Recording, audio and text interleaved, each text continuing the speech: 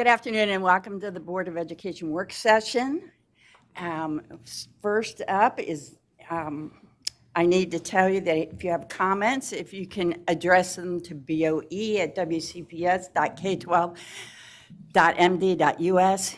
Everyone will get a copy of it, which brings us to money, our discussion of the audited financial statements. Mr. Prue? Good afternoon, but actually, thank you, board members and Dr. Zentmeyer. I think Mr. Sissel is going to take the lead this afternoon. Okay. Good afternoon, President Zentmeyer, members of the board, and Dr. Sovine. We have here this afternoon, we're going to talk about the audited financial statements for the year that ended June 30th, 2025. We have with us Ms. Sherry Amos from Clifton Larson Allen to talk about their reports. We reviewed drafts of these statements back on September 19th with the audit committee, and we have with us Mr. Al Martin, chair of that committee, who will also have some share his perspective. Within the financial statements, there are several different types of statements presenting that represent a distinct and different view. Those views are explained on pages 5 through 9. The first two statements on pages 17 and 18 are government-wide and reflect overall financial status, considering both long-term and short-term information such as capital assets and liabilities. The financial statements that follow those two are more detailed regarding individual funds and do not include the long-term assets and liabilities, but otherwise are prepared under generally accepted accounting principles. The statement of government revenue on page 21 shows that federal funding represented about 7% of the total current expense fund revenue, which is getting us back more in line as what we saw pre-COVID, before we had all the federal infusion of COVID money. When you look at state revenues, they make up the bulk of our total governmental revenue at almost 65% compared to just under 61% in the prior year. Local revenue was 26.8% of total governmental revenue compared to 25.9%, so just about a 1% increase. Next, I would like to draw your attention to page 71, which is probably the statement that you're the most interested in. This statement compares the budgetary basis schedule of revenues and expenditures for our unrestricted current expense fund under the required supplementary information. This information is probably what the board and school system management are most familiar with. This page shows that our budgetary basis general fund surplus was just under $5 million at $4.84 million, or 1.4% of our budget. And we will be bringing a year-end budget adjustment to the board at the next board meeting for your approval that corresponds to this schedule. I'd like to take a minute and just thank our financial team for all their hard work throughout the year and their assistance in providing the audit team and working through the year-end close and through this audit process. I'd also like to thank Mr. David Brandenburg for his temporary assistance over the last few months with the audit preparations. And at this time, I'll turn it over to Ms. Sherry Amos to review the audit reports, and then we'll ask for Mr. Martin and his comments. All right. Thank you very much for your time this afternoon. Appreciate it. I just want to start out first by thanking everybody within the school system that helped assist us with this audit. Most people think that an audit is just a review of the finance department, but we touch a lot of different aspects of the board's activities, including IT, especially since IT systems are now a little bit more complex and so vital to the accounting of transactions, payroll, HR, procurement, et cetera, et cetera. So we appreciate everybody being very responsive to make sure that we hit the September 30th MSDE deadline to make sure that your report was filed timely, which we did hit, so without a problem. The first thing I want to mention is on page 1 of the financial statements is our audit opinion. The financial statements are the responsibility of management. CLA does prepare them as an extra service to you all, but management is responsible for all the information contained in the financials, including the accounting policies that are selected, making sure they're in accordance with generally accepted accounting standards and government accounting standards as well. The opinion starting on page 1 is what CLA produces. That's a product of the audit. We issued an unmodified opinion this year, or a clean opinion. It's the highest level of assurance that I can provide you at the board that the financial statements are not materially misstated. We do have materiality, so we don't look at every single dollar, which is why our opinion's based on a materiality. The one thing that was new this year I wanted to highlight, it's noted in the opinion, is that we did have a restatement due to the implementation of a new accounting standard. That wasn't an error in prior periods that we were correcting. It was a new standard, GASB Statement 101, compensated absences. The standard did require that management go back and look at the 2024 balances and restate those to be in accordance with the standard comparative to the 2025 balances. So that resulted in about a $71 million restatement to 2024. This was very common. A lot of our school systems and governments have this restatement this year since it is an implementation of a new standard affecting everybody. That's not abnormal. I just want to kind of highlight that. But it is something that you might see as you're going through the financials. I do always like to highlight for a board such as yourself, starting on page 5 through, I think, page 15 is what it is, the management discussion and analysis. I know the financials can get very accounting lingo in them, but the management discussion and analysis on page 5 is a really good summary of kind of what happened during the year with the numbers. So I always, highlight that as, something, if you're going to read anything, that would be a good place to start in the financials. As part of the audit, I am required to inform the board of certain things in accordance with standards today. We did issue a written letter to the board on our communication. I'll just verbally go through that for you and hit the highlights of it. It's a very boilerplate, I would say, report. We did go over the new standard that went into effect in the restatement. Your financial statements do have a couple estimates in them that we consider significant estimates.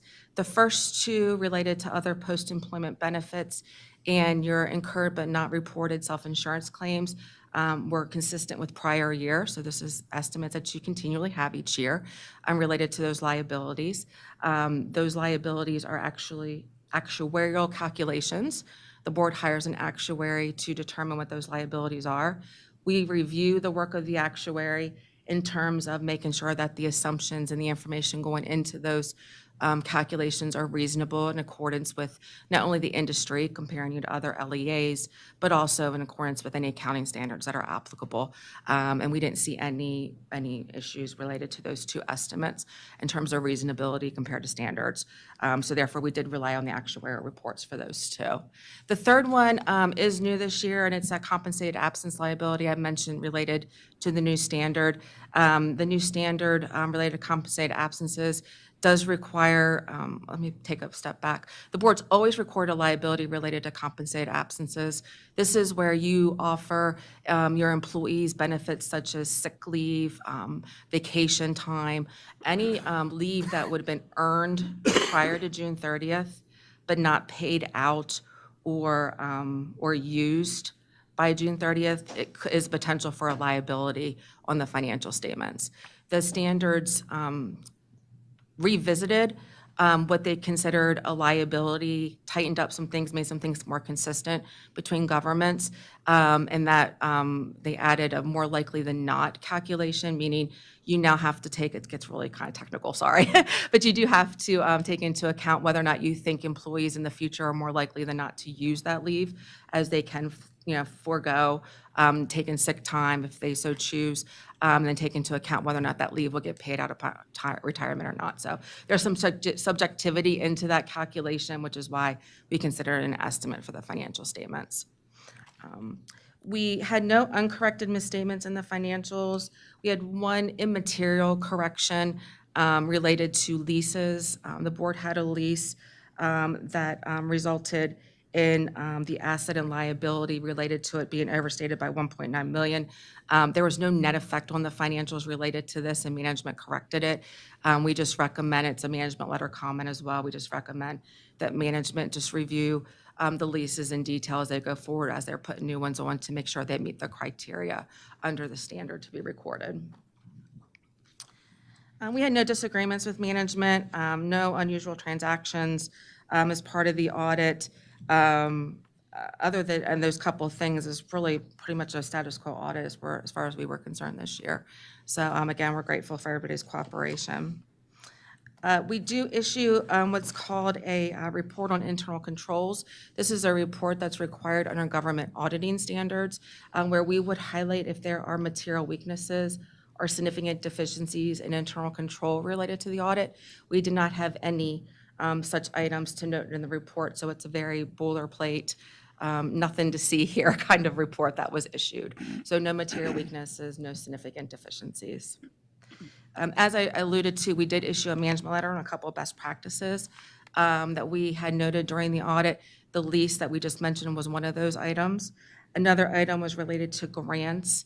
There was some grant revenue that was not reported to the correct grants in the grant projects. Overall, revenue was fine. It was just how it was allocated to a couple of the grant projects that was corrected, no net impact. Just want to make sure we're taking a good look at those individual projects and recording the expenditures and revenue appropriately, so that way we can make sure that they're reported to the state and the feds appropriately as well. And then lastly, related to fixed assets, there is a policy in place where a fixed asset change form is to be completed at the time a fixed asset is going to be disposed of, meaning we're no longer going to be using it and placing it out of service. That form's not being consistently completed and filled out by folks across the school system to make sure it's properly getting where it needs to be and disposed of. So we just recommend that we just, enhance the, procedures to make sure that policy is being followed consistently. And with that, that's really all I had to report today, and we'd be glad to entertain any questions, or if Mr. Martin wants to add anything to the mix. Thank you, Sherry. I just want to point out, as Sherry was mentioning, the value of looking at the management discussion and analysis. The financial statements are great, but they just present particularly the statement of financial position, just shows a snapshot of a point in time of your financial position. Comparing that to the prior year gives you much more information about trend, as to are you increasing or decreasing, and then helping to analyze a bit as to what's going on. So I would direct your attention to page 9, if you could turn there with me. This gives you a good idea of where you stand overall on your governmental and business type activities. The business type activities are basically your enterprise funds, like your food service fund, and also your self-insurance fund, I believe, falls into that area. Governmental funds would be primarily the one you look at and budget for, which is your general fund. The overall news is that while your overall assets went down slightly, a lot of that is in the area of these adjustments on, I'll just call it non-current things, the pension liability, the retiree health insurance, or what's called the OPEB, other post-employment benefit liability, and then also some things like capitalized leases and the right to use software. Now, that was a thing that happened, a number of years ago, I believe, right, Sherry, where you had to take your software licenses, what you're paying for them, capitalize those, and then write them off over the period of time that the right to use or software license handles. Typically, they're not things that necessarily affect your financial position. I will share with you, though, that your capital expenditures are certainly headed in the right direction with your school replacement. One of the things I did note, if you take a look back in the notes to the financial statement, well, let's take a look at 15 on some of the factors that might have an impact on the school system's financial future. While you're making some progress in your capital facilities replacement, there's still a lot to do, and I know from hearing board reports about the average life that at the current replacement levels, school system assets are being replaced. In many cases, at the rate you're going, it may take 100 years to replace all your facility, which is quite frankly an unrealistic life expectancy. Staff is doing a great job of patching things together and extending lives with your rehab programs. So that's been something that I think has bought some extra time. But one of the things that's truly amazing is just how much construction costs have escalated. I remember not that long ago, an elementary school cost was around 20 to 30 million, and now you're looking at the newest one that you're about to start on or have started on. You're looking at what, $60 million? So costs have almost doubled in just a few short years, and that's a result of pandemic and other market conditions. The other thing that's a big unknown is the blueprint for Maryland's future. How much of that's actually going to happen, when it's going to happen, who's going to pay for it, with the state's budgetary issues and tightness at the local level. I think there'll be things that you'll need to grapple with as a system, and certainly something to keep an eye on. And then the other thing are just changing student population demographics. One of the things I wanted to point out on that first item of capital construction, if you turn back to the notes, there is a page in the notes, let me find it here quickly, on capital assets. Page 47. Thank you. If you look at page 47, this gives a very detailed analysis of the top part of the new additions, land and facilities under construction that aren't depreciable. The middle section, capital assets being depreciated or amortized. There you can kind of see the additions, a total of $20 million being added to your capital asset base. The depreciation, if you look at the next, or amortization, if you look at the next area, is going down 13.5. So it looks like you're basically making about $6.7 million in progress there. However, part of that is due to the fact that at the top there, you can see facilities under construction of $12.3 million were basically taken out of that category and placed into completed buildings and improvements. And I believe that was due to rehabilitative improvements that were under construction at the end of last fiscal year, June 30th, 24, that were completed during 24-25. So if you look at that change, you're actually falling behind a bit again on your overall adjustments of that net asset value going down, which means you're, at the rate you're going, you're not keeping up on your capital replacements. And that's not a criticism, it's just something to be aware of, that you'll ultimately need to address that. And the other thing to remember is these costs are historic costs of the cost of these assets when they were placed in service. As we were just discussing, those costs have gone up significantly. So the replacement costs, which will continue to be a driver and affordability for the school system and our local government to continue to invest in our educational facilities. The other thing that a lot of times people get very confused about is the difference between these entity-wide statements and the statements you're looking at normally when you budget and look at budget versus actual comparisons. A good example of these changes that are summarized of the difference there is if you turn to page 22, you can see how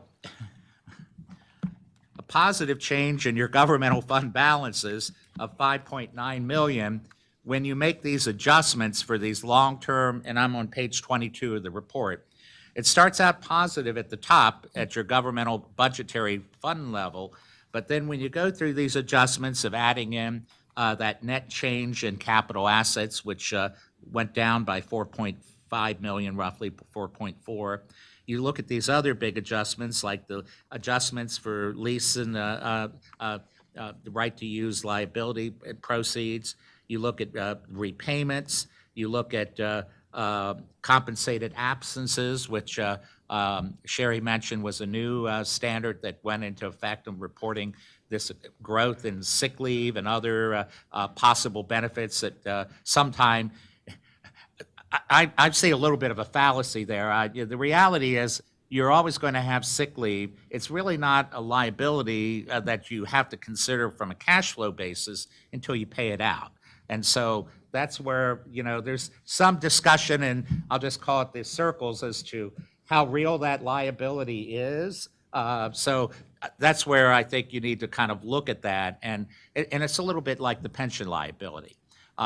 You need to reflect it, but the reality is that it's not affecting your current cash flow from a governmental operations standpoint. Those pension liabilities, you can see that's a $10.9 million adjustment at the bottom there for OPEB and pension liabilities. And overall, you can see that that's where you go from a almost $6 million positive number in your a change in fund balance for the year to negative 6.4 million. So again, it's a lot of those longer term issues that aren't affecting your current cash flow. I will mention, though, that people criticize sometimes your fund balance levels, but you need to look at overall, when you look at your operation, where you are. If you go back to page 10, you can see your expenses are and governmental activities are roughly about $450 million, $447 million. If you think about dividing that by 12, and I'll just round it up to 480, that means you should have roughly about $40 million a month on hand to pay the next month's expenses. What you have in your fund balances is certainly not excessive. If you look at the general fund by itself there, 19, you can see there that your cash and investments, 37.2 million and 33.7 million. If you add those numbers up, about $70.1 million. Basically, you've got about a month and a half worth of expenditures there in cash. If you look down at fund balance, which is basically you take that cash and the other assets you have, less your liabilities that you have, you're really looking at much lower fund balances with assigned and unassigned, basically at about 1 month of those expenses. So I'm sorry, can I interrupt there? Yes. Because that was a problem I had last year. We can't go and have money spoken for and count that as money available to spend for the next month. We could only look at our unassigned fund balance for what is actually available to spend in case of emergency. and that's a much smaller number at Right. 24 So I million. just want to make sure that the people know that we don't have $40 million just sitting in the bank. No. Okay, thank you. And I think, Mr. Evans, for clarity, the board's policy on fund balance is to carry an unassigned balance approximately 16% of revenues that are non-local, so state and federal revenues. And the reason why we use state and federal and not local is because the allocation to the Board of Ed from the county commissioners is covered in their fund balance policy because they cover 16% of their entire budget, which includes their allocation to us. So we look at 16% of non-local revenues. At current, we're at about 10%. That number is climbing over the last number of years. We're getting closer to the policy goal. So I just wanted to make that clarification, but it is something that the finance team is actively aware of. But certainly, I think your balances are justified, and as Jeff stated, they could stand to grow a little bit there. The final thing I wanted to just point out was, again, the other page that reconciles these fund level statements that you look at throughout the year, and then this combined entity-wide statement is on page 20. And this shows basically the fund balance on the governmental funds at 42.3 million, and then the entity-wide number that includes all these adjustments at 36.3.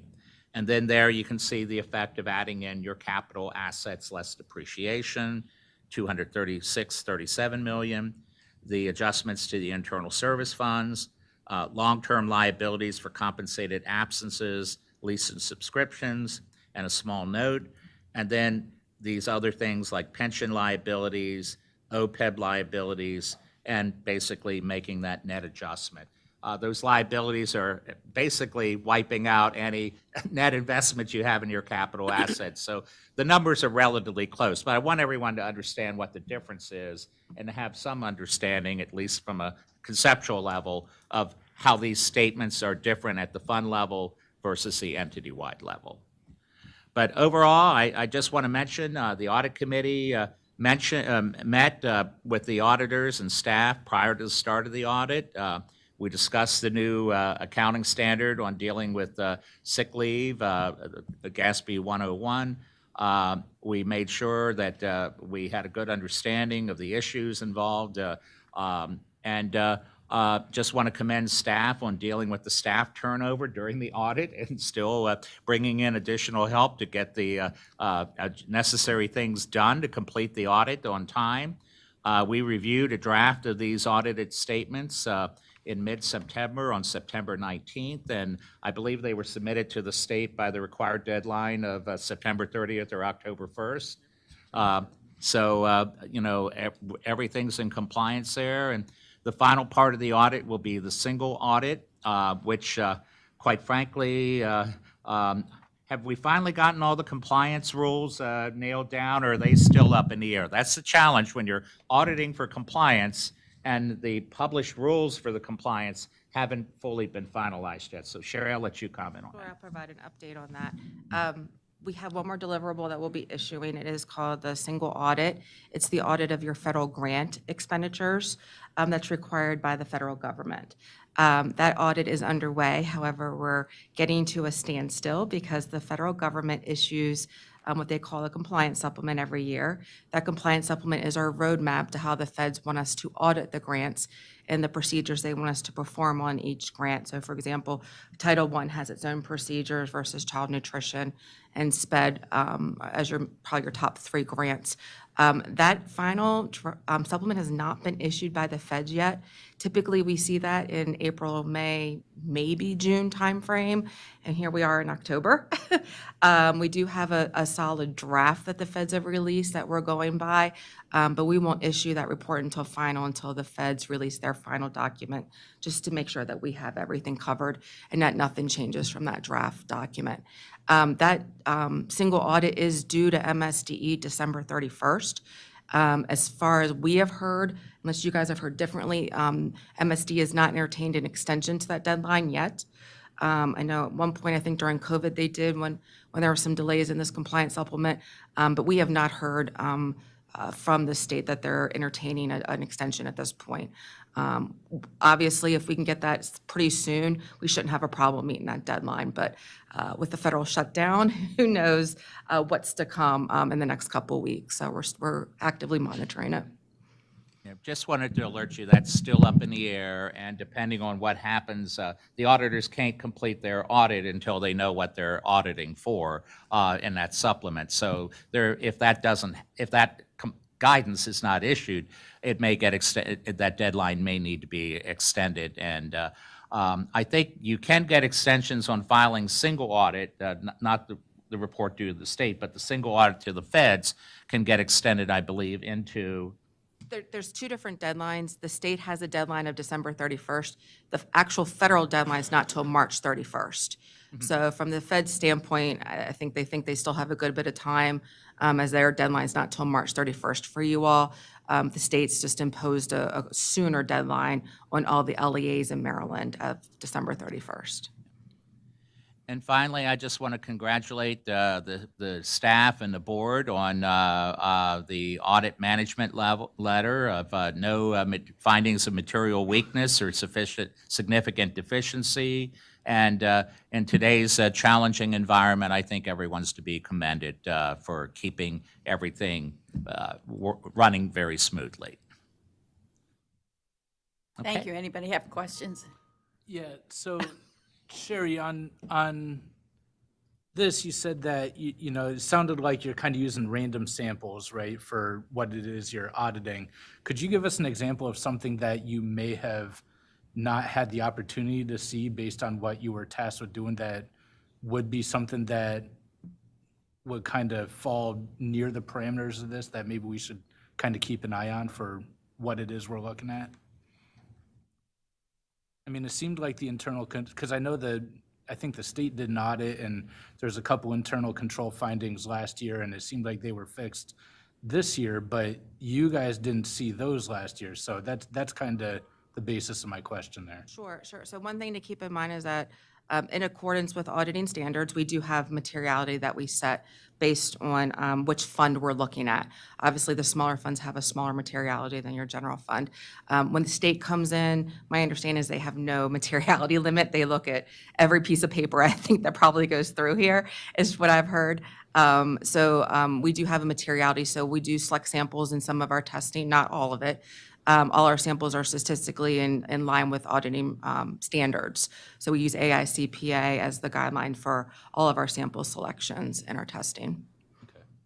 Yeah, probably one of the best things on assurance that transactions are being properly recorded is the internal controls that you have set through your financial policies, separation of duties by having different staff do different functions, and making sure that no one person does something that might not have someone to check for errors or, you know, hopefully no irregularities.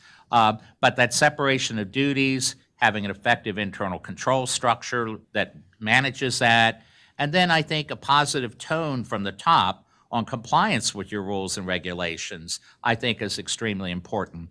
And I think one of the things the auditors do, while they may not look at every penny in the transactions, and materiality is an issue from looking at cost benefit of the audit and the review process, is they do look at that internal control structure and system, and do review that, and their testing is to make sure that they don't find exceptions to those internal controls. If they do find exceptions, then that means they're going to play or engage in more scrutiny. So, and then, thank you for that, Sherry. And so on page 56, I see the unfunded liability portion of the teacher's pension is roughly 8.5 million at the bottom of page 56. Could you kind of elaborate on that and what that means to us as a school board?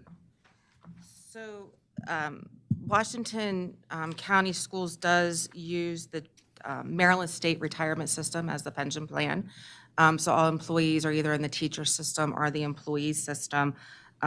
So that all is, and we rely on the state pension system to provide us information on those liabilities related to, again, it's another actuary report that is provided to the state and then funneled down to all of the participating governments, including LEAs, counties, and what have you, that are part of that pension plan. So that liability is dictated at the state level. And so my understanding would be, say I'm working here and then all of a sudden I retire from Montgomery County Schools, it'd be Montgomery County that would have to pick up my pension then, correct? Is that the way that works? I'm not sure. I think, I caution that with an I think, my recollection is that Maryland or Montgomery County runs their own. And so you Let's would, just say someone that doesn't. but if it was, let's say they moved over the mountain, let's say over to Frederick. Right. If we're both in the Maryland retirement system, they would still get a full Maryland retirement based on their years of service to the state of Maryland. So, and I guess I'm just trying to understand the unfunded portion, right? Because we have our requirement, right? And I think it looked like we pay 7%, and I think the teachers pay 5%. So what does that mean on our end? So we should be putting an extra $8.5 million per year into it, or? So the way it works is that the board/county put in a contribution as dictated by the state. The state determines what the contributions are for the employer piece of it. which you pay as a board, and then the employees also pick up a piece of that as well. So all of that is determined at the state level. There really isn't any discretionary funding that I've seen at any LEA in terms of what the boards are contributing. The extent that we're underfunded, that would be the state's fault. then. Right now, the state is picking up the underfunded piece of that liability, yes, at this time. We receive quarterly bills for the teacher system directly from the pension system and an annual bill for the employee system. So we pay exactly what they tell us to pay. Okay. Yep. In addition to the employees, 7%, or most employees have a 7% contribution. There's a few grandfathered that have a slightly smaller, like 5% contribution. Very good. And so the last question I have then for the OPEB liability, so I know somewhere in there you said something about the county is responsible for reporting the debt. And I see that we're 44% funded, which I believe is up from somewhere closer to 40% last year. So, the market doing well certainly helped out with those investments in there. My question is, with us being underfunded in that OPEB liability, even though we're better than most places in the state, if not all of them, does that hurt the county's credit rating for them having to go and put that on their books, that debt on their books? So the liability is on your books, is on the board's books. The liability this year is about $202 million. This doesn't count for the county's liability report. So the county would have their own separate liability. We roll up though. You roll up, it's included, you're included in with the county's financial statements, but you do carry on these financials in front of you a $200 million liability related to that. My understanding, as far as the bond markets are concerned, again, I'm going to caveat that my understanding is that the bond markets have taken all that into account for many, many years. The OPEB liability is not new. That standard's been around probably close to 10 years at this point. We're getting there. That liability, in theory, existed even before that, even though it wasn't reported. So our understanding is that the bond markets have already been taking that into account all along when it comes to the county's bond ratings. It hasn't been an issue thus far, but I Correct. think if there would be a very negative trend of seeing that funding percentage drop precipitously, that might be something that the rating agencies would have some concern about. The other thing is that the state picks up a significant part of your professional teacher pension liabilities directly, I believe, on their books, and so that isn't reflected directly on the county books, other than in the footnote that shows what that is. And there has been efforts, I think we talked about this in the audit committee, that increases in salaries above a certain base are now part of the local liability. Jeff, if you want to, or Eric, you want to elaborate a little more on that? But for right now, at least, a significant part of your teacher pension liability is being funded and shown at the state level rather than on the local board books as a liability. And I really want to just caveat, when I said about the bond markets, I was being very general. I don't audit Washington County, so that was not a specific comment to Washington County's bond I thought that rating. was So, clear. okay, just Yeah. wanted to make sure I clarified that, because we don't audit them, so I don't want to Right. speak on their behalf. Thank you so much. Oh, Charlie? Yeah. Appreciate you going through that and explaining that, and kind of added some context to it. So, and overall, what I heard you say was we really need to beef up some of our funds. Is that what I'm hearing? It probably would be a good idea to prepare for that, to help deal with some of the uncertainty that we're all facing at the state and local government levels. Did Anyone any else? particular fund stick out to you that maybe is a good start? Well, I think the ones that ran deficit this past year, and I think your staff is planning, like, one of the things, the self-insurance, health insurance fund ran a large deficit, and I think that's been addressed or is being addressed with the premium and multiple aspects there. The other thing is the food service fund, and I know you've had to transfer some resources into that. But they're probably the biggest things to keep an eye on. And then as governments look at cost shifting, just keep an eye on making sure that, I'll just call it federal and state program costs don't get dumped onto the local level, to be prepared to fight against that. Does anyone else have a question? I'm sorry, it was just more of a comment. One of the things that we talked about was the food service budget and how short it was coming up, and but yet how little we increased that amount per year. And maybe that's something that we should, Well, I want to clarify. You have a transfer from the general fund to the food service fund by MSD category of something that we planned as a maintenance expense for maintenance projects that were happening. The food service fund, by federal statute, can't provide funding for brick and mortar renovations. So some of the improvements we're doing in school cafeterias right now include brick and mortar. That has to be covered out of general fund sources. So there's a category, an MSD category in the general fund for food services. That's the transfer we're talking about. The food service fund has a positive fund balance, has a positive fund balance, and is spending down that fund balance because at current, they exceed the federal regulation of 3 months operating cash on hand. So they're working to fund down at this point, which is partly why there's not much of a meal price increase. Additionally to that, when north of 60% of our students are on free and reduced price meals, the value of a 10-cent meal price increase only across the system only nets out to about $50,000 in revenue annually. So it really is a marginal expense. So it's a matter of, do you want to increase that money for $50,000, or is it better to encourage meal participation by keeping the rates a little lower? Every time you do an increase, you do potentially lose families that utilize the program. So for clarity on the balance and the financial footing of the food service fund, they're in positive balance right now. I'm not suggesting we raise food prices necessarily. I just see here a $2.5 million fund negative balance. And so that's the way it reads to me. The self-insurance fund, I think we just had a deficit, right, to spend down that money that you're talking about, is that right? or I'm sorry, I'm on the wrong, now I'm looking, yeah. I'm looking at the wrong line item, sorry.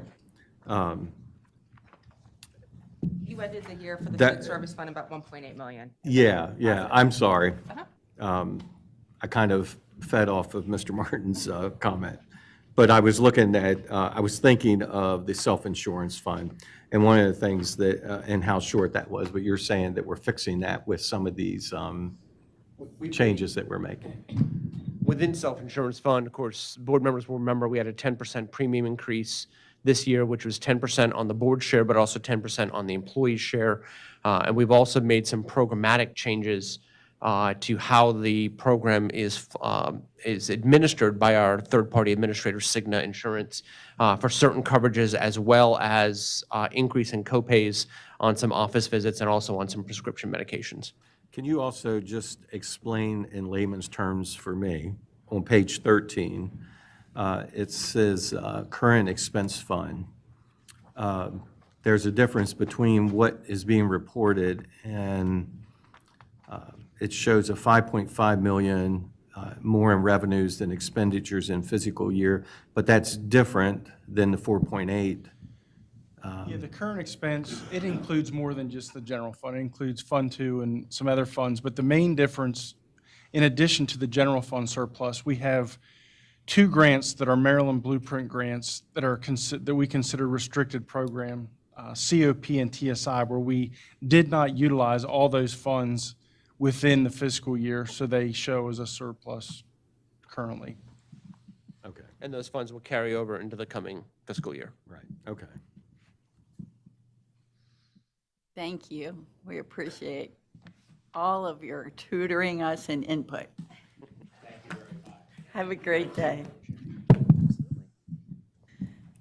Next up is our preliminary report from the FIAC committee.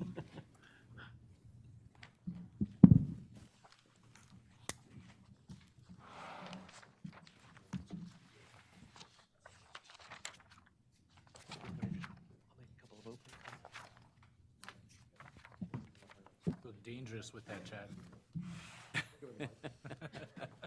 Let me say how much we appreciate the extra time to absorb all of your recommendations, and we are ready for you now. Wonderful. Thank you for having us. Good afternoon, board members. I'm just going to speak very briefly. Dr. Zentmeyer just gave a quick little comment. You know, as community members, you may recognize that this item was tabled from, I think, Chad's energy from his lapel mic. But we did table this item to give an opportunity for board members to have a little bit more time to digest this lengthy presentation. There's a lot of information that Mr. Criswell is going to go through. We also had an opportunity to review this presentation with the Facilities Committee last week. And so without further ado, I think I'm going to turn it over to Chad. Jeff, do you want to turn off that microphone? Good afternoon. I'm here today to go through the preliminary recommendations from the Facility and Enrollment Advisory Committee. I'm probably going to use this screen here to kind of point out a few things as we get a little further in. Of course, the board issued a charge to the FIAC committee back in March of last year. Since that time, the committee has met. We'll talk a little bit about what the committee has come up with. The essence of that charge was to create a new Downsville Pike Elementary School attendance zone and recommend any other changes to other elementary attendance zones within the county. Since March, since that charge was provided to the committee, starting in April, the committee met 6 times up through July, considered 20 different attendance zone realignment options. This was done through 5 working documents, which, as you can see, were rather lengthy, and all of this information, of course, is available online in the FIAC webpage. Everything was in accordance with the board policy. I've listed a bunch of the factors that typically are included in all of the redistricting charges that we go through. One of the things you'll notice in this presentation is that it utilizes a K through 5 enrollment and a K through 5 capacity. So all of our schools utilize a state-rated capacity that utilizes pre-K. And a good example is Pleasant Valley Elementary. Pleasant Valley Elementary has a pre-K to 5 state-rated capacity of 225 students, but 20 of those students are with the pre-K program. When that program fills up, capacity is limited. There becomes a waiting list. We don't accept more students. Unlike grades K through 5, when more people come into the attendance zones, we have to provide services for them. So when the committee looks at recommendations, they take out the pre-K programs, they take out the pre-K students, and we look at everything just as K through 5 because those are the students we have to provide services for, and it gives a much greater accurate representation of the moves that we would be making for enrollment. In addition to taking that into consideration, for each area that's discussed, the committee looked at 6 years of historical averages to determine what impacts developments were, whether communities that were aging out or coming back to life, and we'll talk a little bit about that as we go through some of the preliminary recommendations. Taking all of this into account, the committee took those 20 options and they reduced them to 13 preliminary recommendations. Of those 13 recommendations, it reassigns approximately a little over 1,200 students. And of those 1,200 students, 583 are from the closing Fountain Rock and Hickory Elementary School attendance zones, which are both scheduled to close in August of 2027.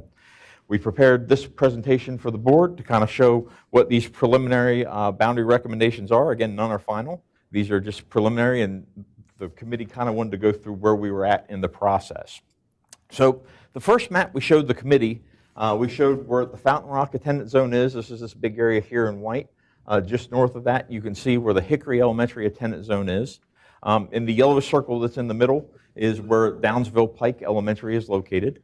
As we kind of work our way around the attendance zone, in purple is the Williamsport Elementary attendance zone. Orange is Jonathan Hager Elementary. Working our way to pink is Lincolnshire, McKay-Dowb, Rockland Woods, and Sharpsburg. Again, these are the immediately adjacent attendance zones to the 2 districts that are proposed to close in 2027.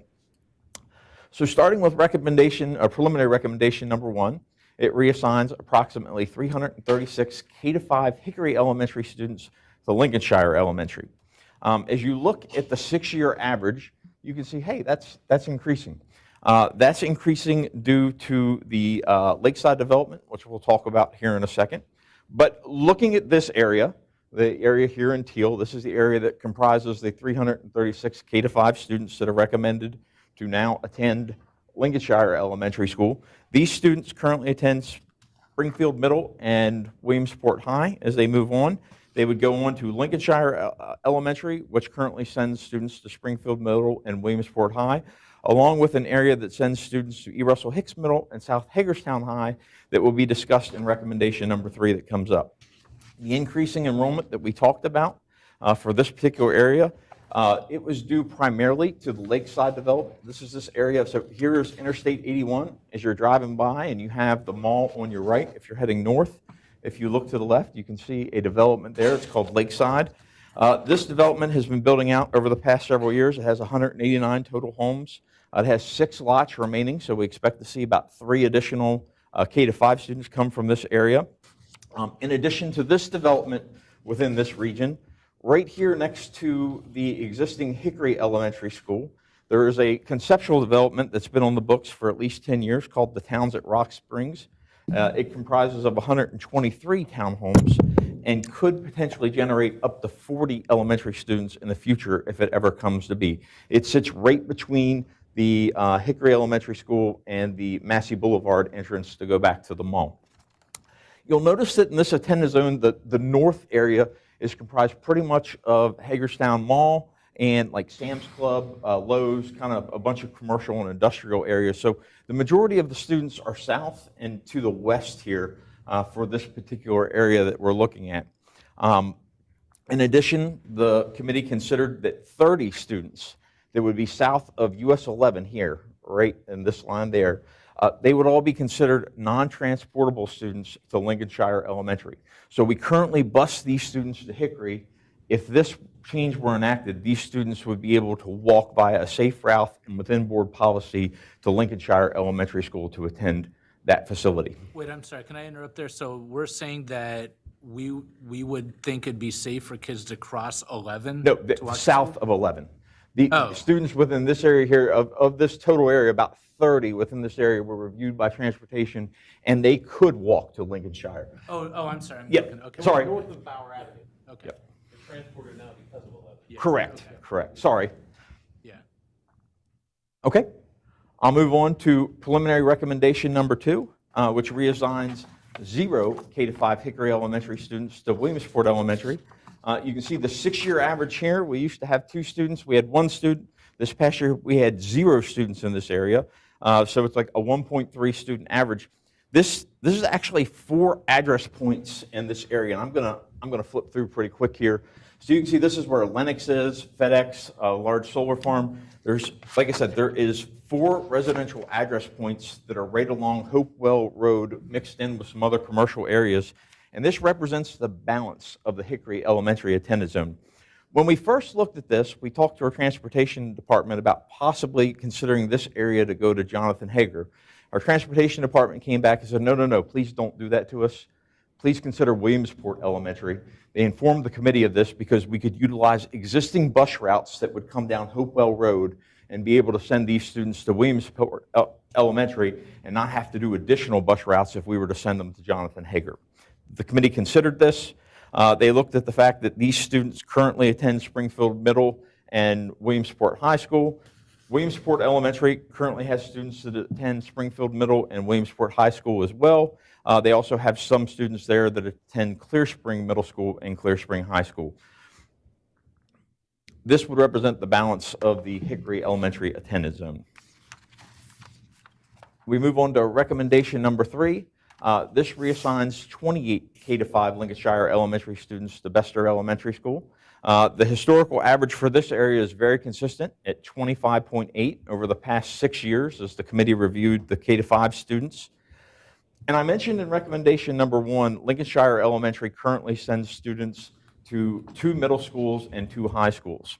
This line right here, and I will go back, is that the current elementary, middle and high school boundary line between Springfield Middle and Williamsport High and E. Russell Hicks Middle and South Hagerstown High.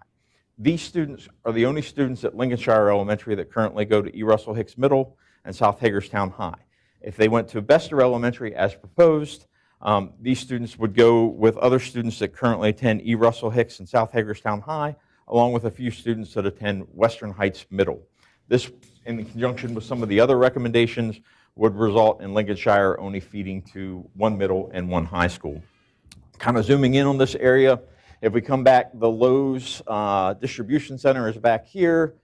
This is, as you come down Westwell Boulevard to Burhan's, this is a kind of a shed sale place. It's a very static community in here. It's bounded to the north and to the east by railroad tracks. And again, this was a pretty easy recommendation to send over to Bester Elementary School. As we move on to preliminary recommendation number 4, it reassigns approximately 287 K-5 Lincolnshire elementary students to the new Downsville Pike Elementary School. This 6-year average is decreasing. You can see that back in 2019, it was up to 337, and it has been decreasing over the past 6 years. The average for this area was 298.8. As we look at this area, you can see this is the eastern central portion of the Lincolnshire Elementary attendance zone. These students currently attend Springfield Middle and Williamsport High. As we zoom in a little bit closer, the red line is Virginia Avenue, or Route 11, and part of the reason we saw the decrease in enrollment in this area is due to the Nolan Village development, which is up here. Back before McCleary Hill, Nolan Village had 250 multi-dwelling units. With the opening of McCleary Hill and with the plan of the new Martin Heights development, which is redeveloping Nolan Village, it will be reduced down to 116 dwelling units. They have been operating and slowly whittled down from 250 to 116, which is why we saw the decrease in enrollment. And it's also why we've seen a little bit of the decrease in enrollment in recent years at Lincolnshire Elementary. These units are going to be redeveloped. They recently applied for a preliminary permit. And the Hagerstown Housing Authority is moving forward with it. We've been in quite a bit of discussion with them over this process. In addition to that development, you can see this big farmland right here. There's actually 2 developments in this region. There's Virginia Commons Phase 1, which comprises of 36 single-family homes that are currently under construction. If you drive out 11 and go past Ted's Rennett Center, to the right, you'll see homes for, I think it's Horton. You'll see there's 36 single-family homes. They're about halfway through. They've already sold some of the homes. They're finishing that process up. We expect that particular development to generate 16 elementary students when it's done. Virginia Commons Phase 2 is this large farm area, which is right behind Ted's Rennett Center, and that is comprised of a total of 372 single-family homes. If that development comes to fruition, it would generate 160 elementary students. So as the committee looked at this and considered this, one of the considerations was sending these developments to the new facility where we would have some abilities to maybe handle that growth if we saw it. And we'll talk about that in a later slide. All of the students in this area, as I said, currently go to Springfield Middle, Williamsport High, and would continue to do so. Let me go back just to give a little bit of a point. This is the Town Oak Village and the Oak Ridge Apartments kind of in here. This is the current Fountain Rock attendance area. We're right about here right now going through. It's bounded to the bottom here by 70, and we'll see that a little closer here on the next recommendation, number 5. So preliminary recommendation number 5 reassigns approximately 230 K-5 Fountain Rock Elementary students to Downsville Pike Elementary School. The 6-year average for this area has been increasing. So on recommendation number 5, where we saw a decrease, or 4, we saw a decrease. On recommendation number 5, we see an increase. This is due to the Elmwood Farm development, and I'll touch on that and show the location of it here in a second. You can see Downsville Pike is situated within this area. As we go in, it's sitting right up here. Students within this area currently attend Springfield Middle and Williamsport High School. It basically comes down to properties just short of Schaefer Road. And if I go back, you can see it hits properties on both sides of Downsville Pike as it comes south. The increase in enrollment over the last 6 years has been due to the Elmwood Farm development, which is just north here. It sits right across from the Redmond Club and the Yogi Bear Campground, if you're familiar coming out that range. That particular development has 195 total units. About 50 are remaining to be built yet, so we're expecting to see a few additional kids probably about 20 or so more coming from that development in the next few years as they continue to build out. And basically, all the prior recommendations, sorry, a lot of notes, a lot of talking to go through today.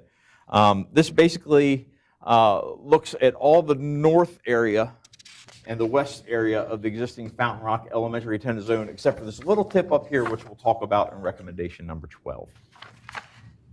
Moving on to preliminary recommendation number 6, it reassigns approximately 46 K-5 Fountain Rock Elementary students to Sharpsburg Elementary. This has been a very static area. There's no development here. The 6-year average has been about 42.3, so it's been very consistent. This comprises of the southern portion of the existing Fountain Rock Elementary attendance area. This would send these students down to Sharpsburg Elementary. These students currently attend Springfield Middle and Williamsport High School after they complete their elementary education. Sharpsburg Elementary currently only sends students to Boonesboro Elementary and Boonesboro High. However, this recommendation number 6, in addition to recommendation number 8, it would create a split feeder pattern for the Sharpsburg Elementary attendance zone. It would send some school kids to Springfield Middle and Williamsport High as well. However, it does utilize some of the capacity that we have at Sharpsburg, and we'll show a chart on that in a little bit. This recommendation originally came from our transportation department for the committee to consider. The thought was the ability to utilize existing bus routes that would be able to come over and pick up some of these more rural areas, kind of come down over on Mondale Road or over to Sharpsburg Pike and drop right down to Sharpsburg Elementary, again, to utilize some of the capacity there. And again, zooming back, you can kind of see this is the southern portion that would just come down right through Sharpsburg Pike to Sharpsburg Elementary School. Moving on to recommendation number 7. It reassigns approximately 44 K-5 Fountain Rock Elementary students to Rockland Woods Elementary. I'm sorry, I apologize. I should have mentioned, Sharpsburg Elementary is currently our newest elementary school until we complete Downsville Pike. It was just constructed in 2020. So again, while it's not constructed out front here, which is planned to open in 2027, it is our newest elementary school, which did open in 2020. Back to recommendation number 7. This reassigns approximately 44 K-5 Fountain Rock Elementary students to Rockland Woods. This comprises of the easternmost portion of the Fountain Rock Elementary attendance zone. As you can see, it comes over here, picks up Jordan and Reichert Road, over on Lappins to Sharpsburg Pike, and right up to Rockland Woods. These students currently attend Springfield Middle and Williamsport High. Rockland Woods has students that attend Springfield Middle and Williamsport High, but also sends students to 2 other middle schools, E. Russell Hicks and Boonesboro Middle, and 2 other high schools, South Hagerstown High and Boonesboro High. As you look at this area, again, pretty rural. There's no major developments in this area. It's been a fairly static 6-year average, and we don't expect to see much growth in this area based on available utilities. Recommendation number 8 reassigns approximately 22 K-5 Rockland Wood Elementary students to Sharpsburg Elementary. Again, it's another very static area of a 6-year average of around 22.3. These students currently also attend Springfield Middle and Williamsport High. Again, if they went to Sharpsburg, Sharpsburg currently sends students to Boonesboro Middle and Boonesboro High School. However, this, in conjunction with recommendation number 6, would create a split feeder pattern for Sharpsburg Elementary. Again, as we zoom in, the majority of the students here are north on Sharpsburg Pike. They would come straight down. They would pass the Ag Center on Washington County as they came down into the Sharpsburg Elementary attendance zone. And again, this in conjunction with recommendation number 6, our transportation department thought this would be a good opportunity to utilize some existing routes and have some shared routes to be able to transport students to these schools a little bit more efficiently. That was one of the considerations that the committee looked at. Moving on to recommendation number 9, it reassigns approximately 57 K-5 Emma K. Dowd elementary students to Bester Elementary. Again, another very static area over the last 6 years. 58.3 is the average. As we look at this area, this is just to the north of Wilson Boulevard, and a little bit of history of this particular area. This area actually used to attend Bester Elementary. Back in 2016, this area was redistricted from Bester to Emma K. Daub. Since that time, we've seen some enrollment growth at Emma K. Daub. In fact, if you go down South Potomac Street now and you look across from Emma K. Daub or South Hagerstown High, you'll see a huge complex going up for Scarlet Hill apartment. We expect to see students generated from that. So one of the things we talked about, the first question we had from the committee was, are we going to move any kids twice in their career? So in 2015, if I was a kindergartner going to Bester Elementary, in 2016, I would have attended Emma K. Daub as a first year of a redistricted student. When this takes effect, if it takes effect in 2027, I would be a senior. So no kids will be moved twice. It's an 11-year span between, and again, that was an important consideration for the committee. Within this area, all these students are currently transported by bus to Emma K. Daub. There's approximately 15 students currently today, or last year, that could walk by a safe route to Bester Elementary, thus reducing some transportation costs, and it puts them within a little bit more of a closer distance to a facility. Moving on to, I apologize, I did not talk about the secondary feeder patterns. Students in this area currently attend E. Russell Hicks and South Hagerstown High School.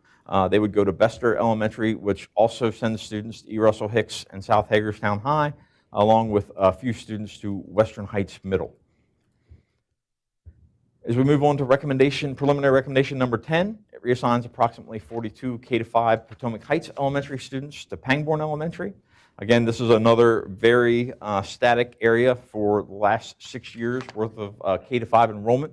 If you look at the map, you can see it's this teal area here kind of at the north, and it's proposing to go from Potomac Heights to Pangbourne. But as I zoom in, the important thing to note about this is the Cortland Heights apartment. So back in 2013, the Cortland Apartments, which is comprised of this area, the white area, and the pink area, it was split to go two ways, and the pink area went to Paramount Elementary, the white area, and the area that you can see via the world imagery, both went to Pangbourne. In 2016, based on a recommendation from the superintendent at that time, these 11 apartment buildings were split a third way from Cortland and sent to Potomac Heights. The committee is recommending going back to a two-way split for the Cortland apartments. And of course, you can see the majority of the area is right in here. There's other 11 apartments here. There's other 11 apartments here. And then all the villas are to the north. For those looking for another point of reference, this would be Lowe's, Green Turtles out front, just kind of giving an area. But this would send students from these 11 buildings over to Pangbourne. It would create a lot of more efficiency and a lot easier of a time for our transportation and our admin staff. Instead of having a community split three ways, it would be down split two ways. Students from this area currently attend Northern Middle School, North Hagerstown High. Pangbourne Elementary sends students to Northern Middle, North Hagerstown High, in addition to Smithsburg Middle and Smithsburg High. Preliminary recommendation number 11 reassigns 0 K-5 Greenbrier Elementary students to Ruth Ann Monroe Primary and Eastern Elementary. And I'm going to zoom in here. You can see this is just the tip, just north of the existing Black Rock community. So this is the current Arborview development. This used to be known as the Black Rock PUD. This particular development was on the books and it has been dormant for 15 years.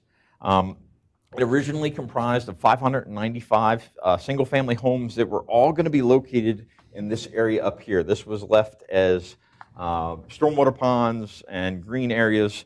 So when we looked at it, it wasn't a huge deal, and essentially it's combining two parcels into one for a new development. When they sold this development to the new developer, they looked at it and said, no, we don't like 595. We want to go with 645 homes. And when they did that, they said, we're going to start putting homes here on the bottom. So when we saw the plan, we said, uh-oh, we got an attendance boundary line going between homes right across, actually going through parcels, and we didn't think that was a good thing. So we presented it to the committee. The other thing to note about this is the current elementary boundary line. It's also the current middle and high school boundary line. So all areas to the north go to Smithsburg Middle and Smithsburg High. All areas to the south, right here, go to Boonesboro Middle and Boonesboro High. The FIAC is recommending that the piece shown there in world imagery go to Ruth Ann Monroe and Eastern, along with the rest of the development, and consider that as it moves forward. And again, this is the Arborview development. We've talked about this in the facility committee. Would that change their middle and high school then too?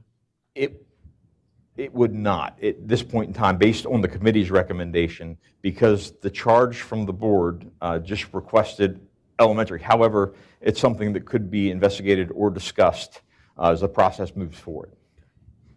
I think as we've looked at it, there are opportunities within the policy and regulation for the superintendent to do administrative move of attendance zones, especially when there's no students living in that area. So this would be an opportune time to make a decision on that once and for all and just determine, and both schools would have capacity, whether we go Smithsburg or Boonesboro, at both the middle and high school level is capacity there. So that would be something that the superintendent could make an additional recommendation above what the committee does. Moving on to preliminary recommendation number 12, this is the balance of the Fountain Rock Elementary attendance zone. And as you can see, over the last 6 years, we didn't have any students show up here until 2022. And I'll take the heat for this one. I told the committee, I said, sometimes we don't always get it right when we do redistricting. As we look at this, you can see this is the very tip of the existing Fountain Rock Elementary attendance zone. And I'm going to zoom in here. You can see there's two houses right here, right along Interstate 70. At the time in the prior redistricting, when this went from Williamsport to Fountain Rock, we thought these parcels were accessed from Greenwich Drive. Wasn't until 2022 I got a call from one of the homeowners saying, hey, there's a right-of-way that goes out to 11, and that's how my kids get the bus. This doesn't make sense for me to try to go to Fountain Rock, and we're going to have to send a bus all the way down Route 11. So the parent was granted special permission, and he also told me that about 2 years later, he was going to have another student coming into the school system. So again, this property, even though it's in the Fountain Rock, it's accessed by 11 through a right-of-way that we were unaware of. We likely, once these students pass through elementary school, we might not be aware of it again for another 8, 10, 12 years until these parcels are sold. However, I shared it with the committee, and they thought it was a good opportunity to present this consideration to the board. Again, these two students are currently attending Williamsport Elementary by special permission. This would just kind of clean this particular situation up. They currently attend Springfield Middle, Williamsport High. They would continue to attend Springfield Middle, Williamsport High, along with the Williamsport Elementary students. So kind of looking at where the committee started, these were the baseline projected enrollments for 2027, and you can see that we started with 6 elementary schools that were projected to be over the K through 5 capacity. As we went through the process, and I'm going to flip back and forth, you can see that we still have a couple schools that are over capacity. We have reassigned all Fountain Rock Elementary and Hickory Elementary School. They are down to 0. We have created a new Downsville Pike Elementary School. I'm just going to highlight a couple things. Emma K. Dowd was projected to be at 115% of its state-rated capacity in 2027.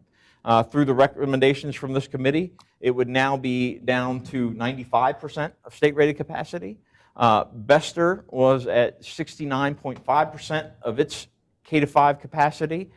Through 2 recommendations, it would be up to just under 85% of its K-5 capacity. Potomac Heights, when we started, was projected to be rated 114% of its state K-5 capacity in 2027. Through sending the portion of Cortland Apartments over to Pangbourne, it is now down to 98.5%. And then Sharpsburg Elementary, when we started this, was projected to be at 78.2% of its state-rated capacity in 2027. And providing some additional relief, it would now be up to 94% of its capacity based on the 2 recommendations. And that's just kind of a basic nutshell of looking at the graph. Again, every recommendation that was presented, and we still have 1 to go, was reviewed with instructional and transportation staff, and all received concurrence and approval that these would be good recommendations. Of the 9,902 K-5 students that we are projecting to have in the system in 2027, these 12 recommendations represent about 12 or 11%, or 1,094 K-5 students in these particular 12 recommendations. A little over half of those are from the two schools that are proposed to close, Fountain Rock and Hickory. The new Downsville Pike is crafted and filled to 91% of its capacity. It leaves 51 seats available and the ability to add the additional fifth round if we see the Virginia Commons Phase 2 development, which would generate potentially 160 students, in addition to the students we would likely see from Virginia Commons Phase 1, and if we would see an uptick from the Nolan Village and or the Elmwood Farms development. Again, it pulls those potential risks out of the current Lincolnshire elementary attendance zone. These recommendations address potential transportation issues for both small and commercial areas within the county. It takes the Cortland Apartments from attending 3 different elementary schools down to 2 different elementary schools. It addresses the current Arborview development that is bisected by the elementary, middle, and high school attendance boundary lines.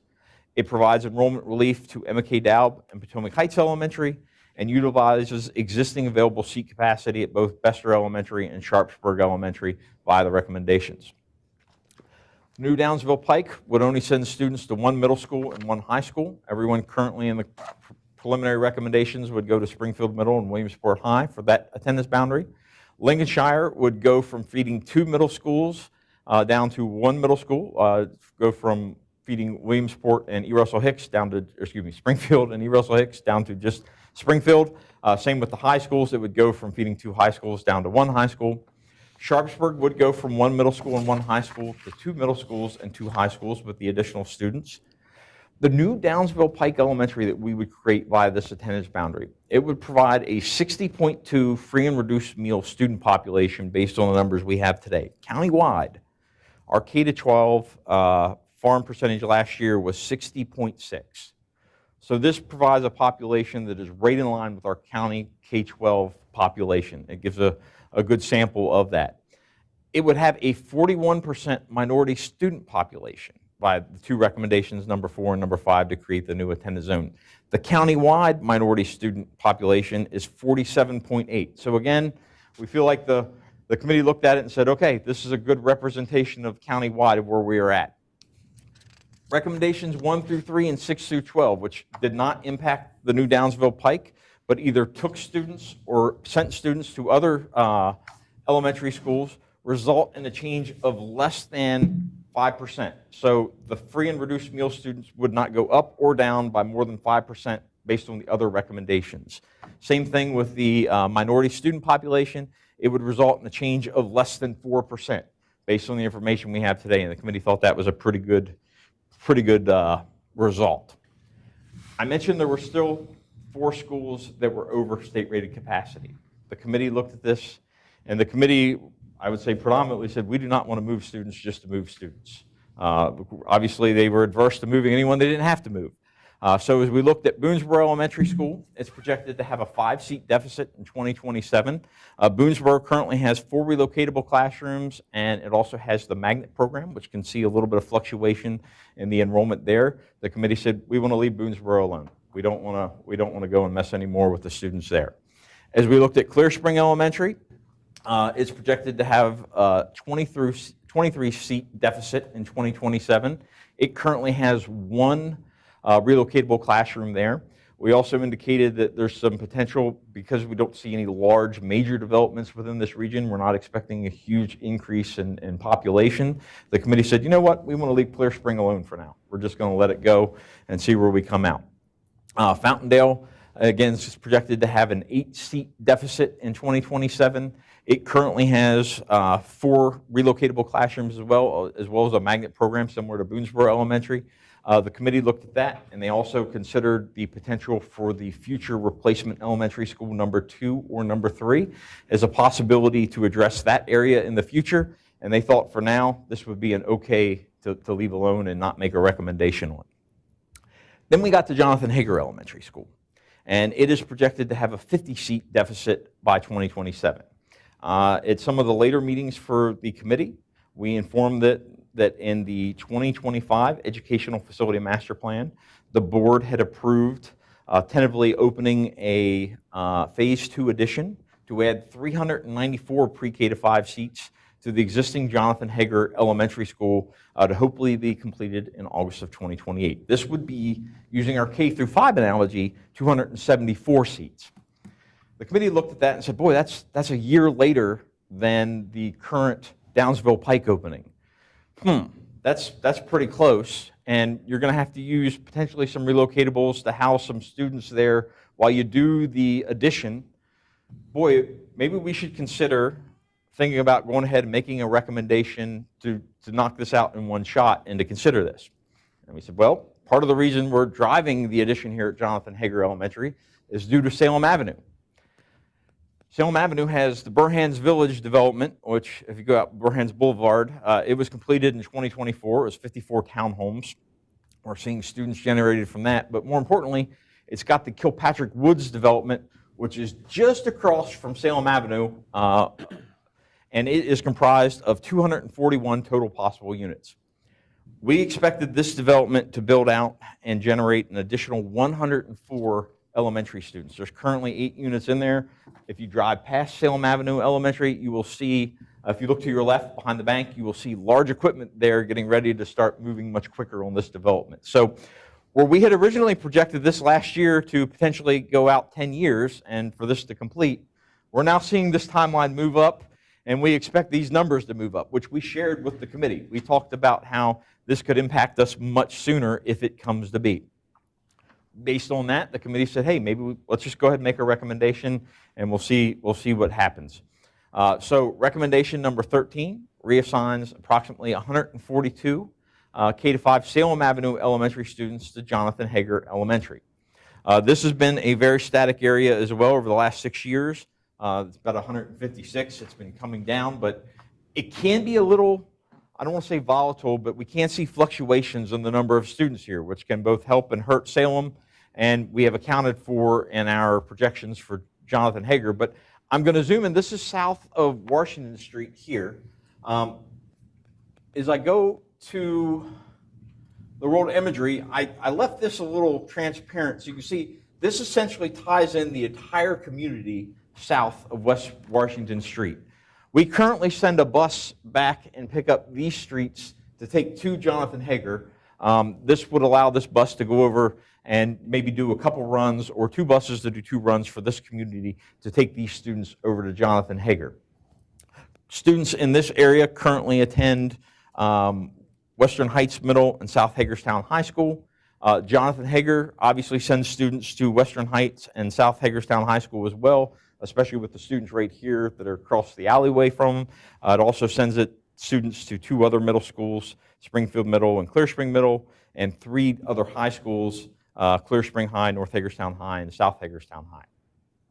Again, the committee went and said, you know what, we're going to go ahead and make this recommendation for the board to consider and kind of see how we would want to proceed from there. As we look forward to the current elementary attendance zones the committee started with, I have them all labeled, and I'm just going to go ahead and go. These would be the resultant changes. Again, dark purple would be the new Downsville Pike Elementary attendance zone. The pink area for Lincolnshire would be encompassing the majority of Hickory. The little sliver that kind of goes to the north there, again, is all commercial. That's the Westville Boulevard and Massey Boulevard extension as it goes out through there. You can see the small commercial piece that goes to Williamsport Elementary. Jonathan Hager's expanded through the recommendation number 13. Bester expands a little bit to provide a little bit of enrollment relief to McKay Daub. As we kind of work our way around, this is the Cortland Apartments up here that would now be split 2 ways instead of 3 ways. It looks at the Arborview development just here on the north of the Greenbrier tip. And then as we come down, Rockland Woods gets a little more centralized, and then Sharpsburg expands just a little bit from the south to utilize some of the available capacity that we have there and some of our transportation efficiencies. Looks like the Maryland congressional map. Pardon? Sorry. Oh, sorry. So I'm sorry for talking so long. I hate talking. I am not good at talking. So moving forward, the committee wanted to present these 13 preliminary recommendations as kind of this is where we are. Nothing's final. Nothing's gotten a final vote. They did all receive unanimous consensus from the committee during the process. They want to consider your comments. They want to consider public comments. Of course, last week we just took enrollment. It's not been finalized yet. They want to look at the upcoming 2025 enrollment. We want to look at these areas to see if there's any bubbles or anything coming through. Make sure these recommendations hold merit. Nothing needs to be adjusted or changed. With that, they'll compile final recommendations and then hopefully provide the final report to the board in advance of the April 2026 deadline that you issued in the charge for the committee. And I think just as a quick close, so process beyond the final recommendations from the committee. What the policy calls for then is that the board hands that recommendation to the superintendent for his consideration for any additional comments. A couple of things have happened. I've seen recommendations handed right back 30 seconds later saying, I've already reviewed this is good to go. But I've also seen some superintendents take some time and make some alternate recommendations if there's some things that they're already thinking about. So that will happen next before the superintendent hands it back to you. The board then has to schedule hearings, and staff will begin looking at some dates tentatively, likely end of April, early May, as an opportunity to hear from the community on what they think about the recommendations to be redistricted for elementary level. And then, of course, the board has to have a final vote. Historically, when we're doing redistrictings of this magnitude, especially when we're talking about an entirely new attendance zone, we try to vote a year out from when the school is open. So staff will be kind of pushing a schedule with you a little bit to get a decision from the board, likely no later than the business meeting in June. We typically don't like to make these decisions like in a mid-July when people might be on vacation, not thinking about school, so that for transparency to our community that we're not sliding something by them when they're not paying attention. So likely in June of 2026, we'll be looking to make a recommendation for the new attendance zones that will begin in August of 2027. And with that, maybe if committee chair has any comments? Sure. We're eager. You want to pull the mic toward you? Okay. Yes. Is that better? Yeah. Okay. Committee is eager to get the community's opinions on these recommendations, and I understand that we have to have an approval from the board in order to take that next step. It was a big thing for us to get September 30th, the enrollment numbers, so that we, after the approval, we could move forward and see how these recommendations pan out for us. Definitely want to get the, staff, school staff and admin and parents comments so that we have something to build on, whether they like these recommendations or we need to come back and talk some more. But everything was considered as far as transportation, bus routes, distance, kids may have to travel, feeder pattern changes was another big thing that we discussed. And it seems like these recommendations, none of the feeder patterns are really going to be affected. So with that being said, I think we'd love to have your approval to move forward. I can't tell you thank you enough. This is huge, and your committee has looked at every aspect that we need to consider. Thank you. Am I allowed to say how I feel about some of these right now? Sure. Okay. First of all, thank you. That was a lot of work. I can see how much you guys have put into it and how many moving pieces there are. Some things that I just wanted to say from a parent's perspective. At this point, I'm going to say no to 1 and 9 strictly because we're making students walk. And just as a parent, I don't like that aspect of things. And number 13, we just went to Jonathan Hager, and there is no room. There is no room. And I think that I'm open to that consideration, just not before the addition is made. Can I respond to her Absolutely. comment? Okay, so that also was a concern of ours. We brought that up as well, walking. I think that was something that we wanted to expound on so that we could get, once we have this approval, it's a draft, so that we could also see what parents are thinking as well as we're also thinking, and then what we can do from there, as well as Jonathan Hager. I've worked in Jonathan Hager myself. I've worked in Salem also within this last school year. So I know that the space is limited, but that's also something that we need to do from here so that we can talk about maybe more portables, or I forget the term you guys use for the portables, additions, but there seems to be space. So this seems to be step one. That discussion is step two.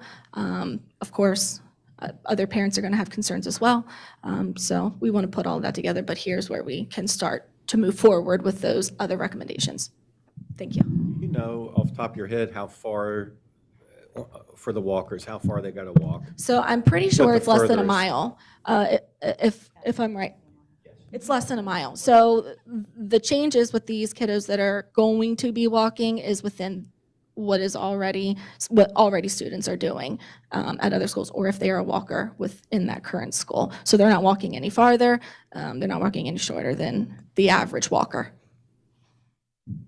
Could you, for some reason, I have it in my head that none of the kids at Salem are bused. Is that accurate? No, that's not accurate. Okay. no. Really, the only other concern I have is number 13, like Ashley's. It almost seems like we're darned if we do, but maybe darned if we don't. Is that a fair way to say it?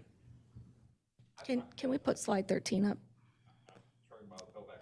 Or put up And I slide, say that the because recommendation that's if- 13? Yeah. Kirkpatrick or Kilpatrick? Kilpatrick Woods, that's a pretty accurate way to look at it. So one of the interesting components of Salem Avenue was it was renovated in 2005, 2006. It was originally a 3-round school. It had a 4th round added to it. Midway through construction, it became a 5-round school. When that happened, they didn't increase the core space. So the cafeteria and the gym at that school are still really set up more for a 3-4-round school. So with 4 relocatable classrooms there, it feels like they are slammed to the gills as it is.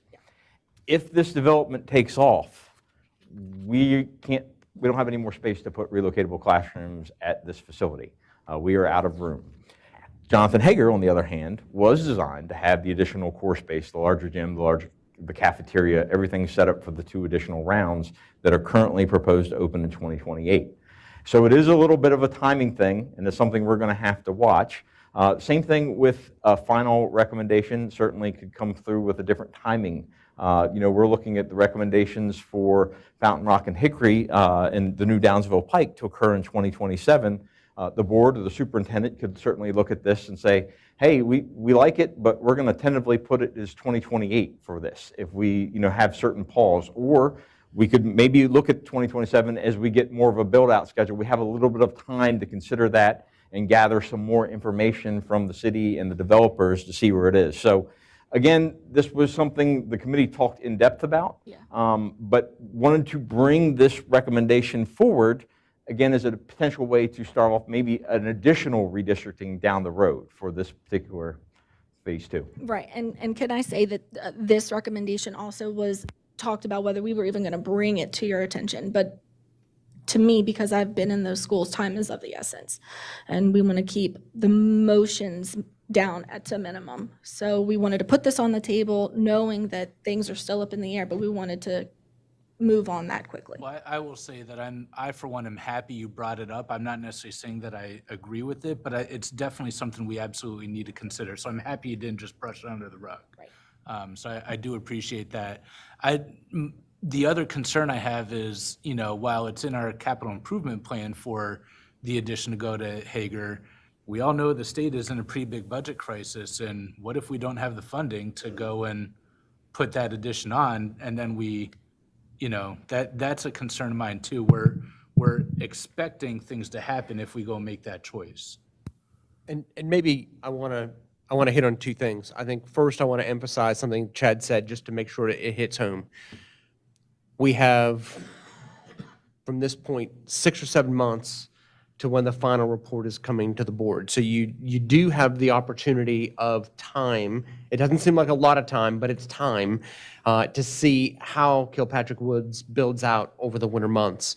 And that can then guide our further recommendation. And I think we talked about this in terms of the CIP approval at the last business meeting, that while the committee may recommend that recommendation for August of 2027, either the superintendent or the board could say, yes, we like the recommendation, we think it needs to happen, but let's only coincide that recommendation with the opening of the addition and make it for 2028. So that's a change you can make when that motion comes forward. So I want to make sure that that is clear for the board members.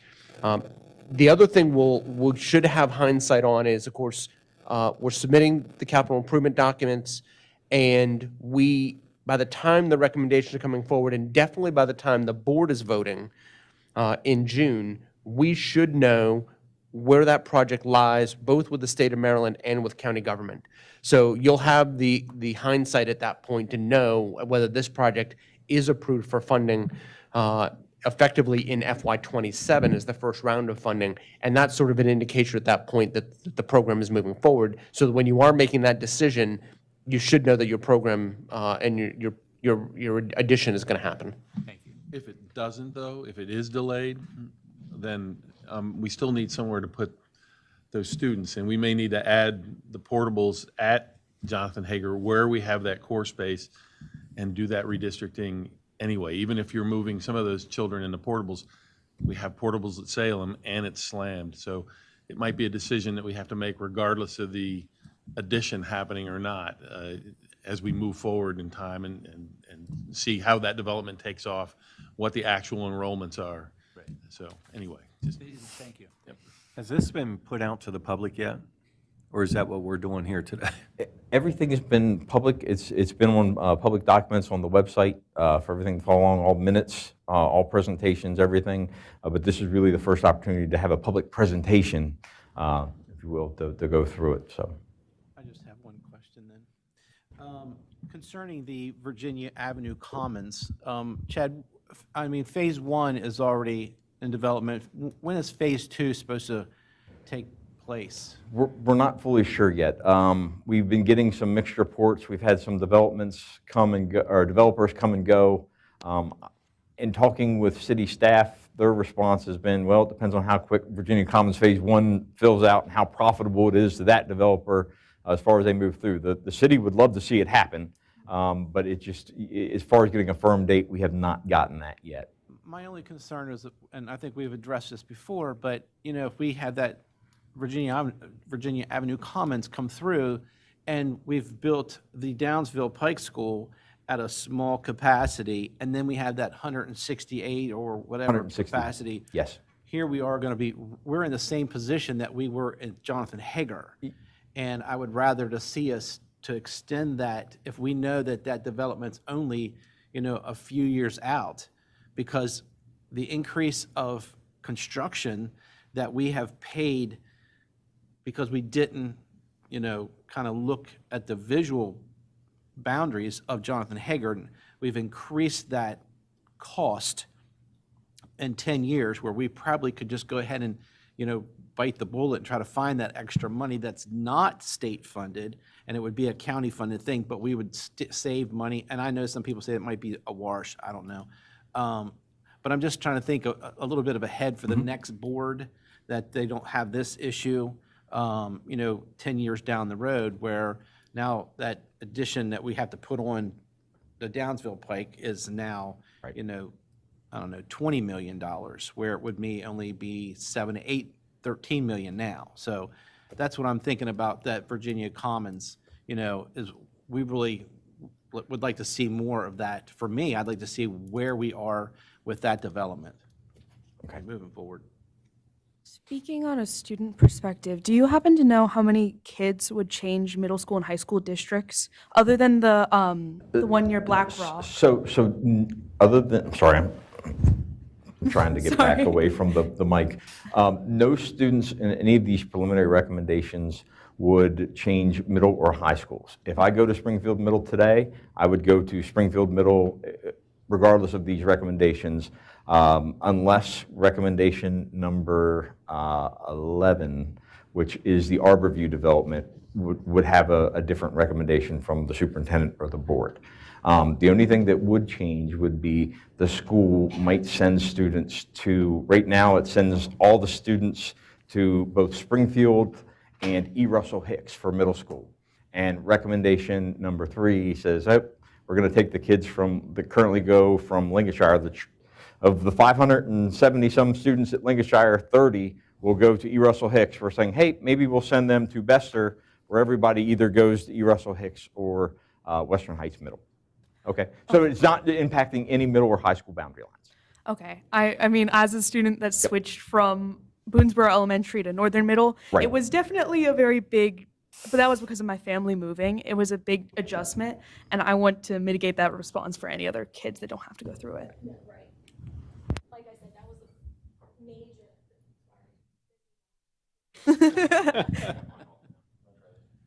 Hello? Nope, it's still broken.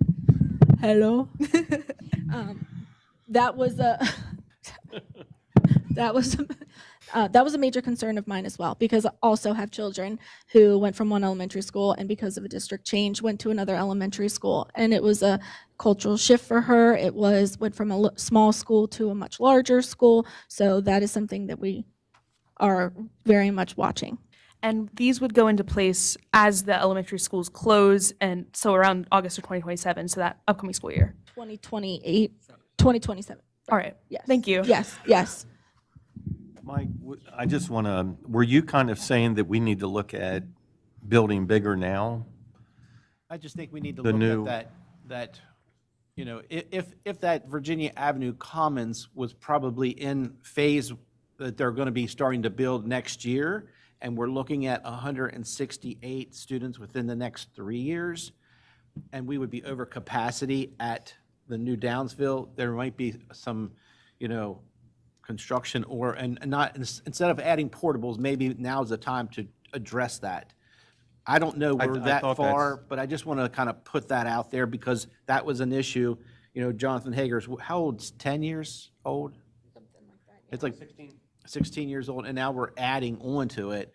And it's a significant amount because of the time change. And I and thought it's that's same what you price. were Yeah. saying, and I was sitting here the whole time thinking, we're getting ready to build a school, so why not go bigger? And, because it sounds like we're expanding all over the county. That one out at Black Rock, I remember when they initially started talking about that, they wanted to increase it to 1,000 units. And then it got pulled back, I think, to 600 and some, but, so anyway, I think it is something that we need to seriously consider. So there's definitely, you know, we talked about this at the Facilities Committee, this particular topic, and we ran through just really some pie-in-the-sky scenarios, but it's a matter of, is there the funds? Look, with the cost of construction, let me back up. With the cost of construction, building this addition today is cheaper for all parties than it is to build it 10 years from now, even 3 years from now. At the end of the day, it's what funds are available in 2025 through 2027 to add that addition, and where do they come from? Because the adjacencies and the current enrollment numbers don't support the seats, all of that money has to come from county government. Historically, we have put forth a program that maximizes participation in construction from the state, minimizing the obligation on county government. That's always been sort of just a sort of a mantra in the facilities team, is we want to put together something that you know, gets available seats, does some renovations, does some new modifications, but limits the lift on the part of local government. If that's something that this board would like us to think differently on and to shift, that's something we can do. At the end of the day, if we wait, and we used Hager sort of as an analogy, if the addition to Hager is 25 million and it would have cost 5 million, let's say 10 years ago when the school was opened, the state's going to participate in nearly 80% of that overall, of the construction costs, and then you have some soft costs and some other things. For county government, at the end of the day, they're paying 5 million. That's what they would have paid 10 years ago. That's what they're paying now. So if they have the opportunity to kick the can down the road, that may be what they do. I'm not speaking for the county, but it's a matter of, do they want to pay it now? Do they want to pay it later? If their amount is the same, I'm not sure it matters to the county government. I remember that we had discussed one time, not here, but at the county level, that these developers need to be helping to pay some of this cost. Does that happen? Does that? That's all part of the county's adequate public facilities ordinance, what we just call the APFO, which the county just revised. And Chad could probably speak more intelligently about what's in the APFO than I could. But specifically, the formula that was called the alternate mitigation formula, I believe, is now gone. And excise tax now is applicable across the entire county, regardless of where the property is built. Whether the home is built in the county or it's built inside a municipality, every homeowner, every developer now pays the excise tax. So it probably is a wash in terms of revenue available for school construction, in terms of what they did, AMC and excise tax. But it does start to generate dollars for the county from properties that are built inside a municipality that don't have an APFO of their own. Like Hagerstown.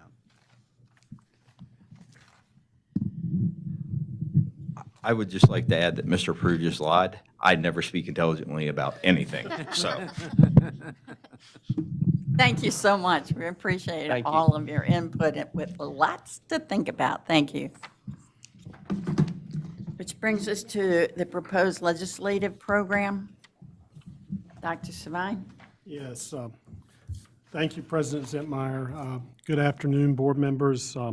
It's my plan to provide a very high-level overview of our proposed 2026 legislative program. And before doing so, I just want to recognize our legislative response team, in particular board members that serve on the LRT, our board president, Dr. Zentmeyer, our vice president, Guessford, and Mr. Evans. The legislative response team met last week, and you can see that informed our presentation today. Also, be remiss if I didn't recognize and thank Ms. Jamie Brown, our paralegal in the back, representing our legal office. Also want to extend my appreciation to Mrs. Elisa Ram, our former chief legal officer. Before she left, she spent time talking with this board and the superintendent, made some adjustments to capture the will of this board, and she's also remained engaged and was kind enough to do some pro bono work to support this. Also want to extend my appreciation to Mr. Prue, our chief operating officer, as well as Dr. Willow, our deputy superintendent. We serve as a team, so as we go through the legislative process, if it's curriculum instruction, leadership, we receive the support of Dr. Willow. If it's operations, Mr. Prue provides support, and then our legal team is always engaged. And I benefit, and this board benefits from the deep expertise here, and just appreciate the board's engagement. And we'll switch to the next slide here, and you can see that, first of all, I just want to mention that our advocacy matters, and just as was the case last year, our advocacy duties will be handled in-house. You can see here that the board is scheduled to adopt what is now the proposed legislative program for 2026 at your next business meeting. Traditionally, we have a work session, and now in this case, the upcoming October the 21st meeting, it will be on the business agenda for action of the board. Also, you see here another critical piece, which typically occurs in November. This year, November the 5th, our board will engage with our local delegation. That occurs at Hagerstown Community College, typically in the morning. We have not received a specific time from Delegate Wyville, who leads the delegation, but traditionally that has been in the morning. We know that date is November the 5th. Also, just want to mention our legal team, the superintendent and staff, we engage in developments and activities on a daily basis. Green Street, as well as the work of MABE, and as a superintendent, I regularly participate in our legislative committee meetings through PAZAM. We work through that information, and as you know, when the General Assembly is in session, things move quite quickly. I know Mrs. Brown monitors and provides assistance in addition to these groups I've referenced here. When we see a development that, based on our board's core values and priorities, we will weigh in either in writing or verbally and present the position of the board. We do not do that in isolation. That's why we have a legislative response team. So we tend to pull that group together quickly, and then we work to inform the full board. So I know this board has had the benefit of experiencing that last year, but I think it's worth just an annual review to kind of highlight the process. But that monitoring and advocacy is ongoing through the General Assembly session once that kicks off. The next screen or slide, I'll be very brief. As LRT met last week, these are core values that the board adopted last year from the legislative process. They remain unchanged. We have the details of those core values in your document. So I'm going to go and just spend a little bit of time focusing on the next slide, which is the new core values, and recognizing that through the session last year and the work of the LRT just last week, we recognize that classroom safety and promoting high-quality instruction is a distinct priority of this board and the superintendent, striving to have minimal disruptions and to have high-quality instruction going on in all of our classrooms. You can see we wanted to reflect that in the proposed board's core values. Also recognizing that there's an opportunity for alignment of state laws and frameworks, alignment in particular with federal laws and requirements, recognizing that that minimizes the risk of funding loss. So there's an opportunity, should the board desire to adopt this, to advocate here in January for alignment of the state laws with the federal laws. The next slide you will see, and I'll just quickly highlight some of these things. Equity and funding. You heard in the earlier presentation our demographics, the poverty level, the number of free and reduced lunch students. It's increased. We're a little over 60%. We also serve a good number of special education students as well as multilingual. Those factors tend to increase costs. So from a local standpoint, we're advocating for more state dollars based on those needs.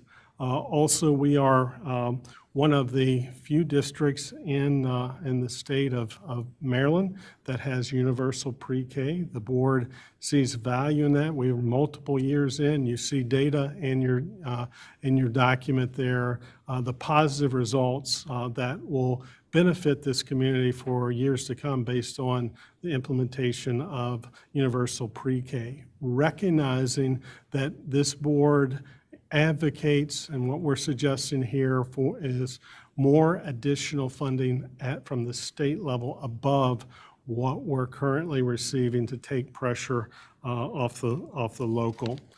I will mention, we just came out of the FIAC meeting. We're talking, and we've been talking about school construction, recognizing that we do have an aging infrastructure. Right now, at the state level, funding for construction projects and capital projects are driven by space or seats.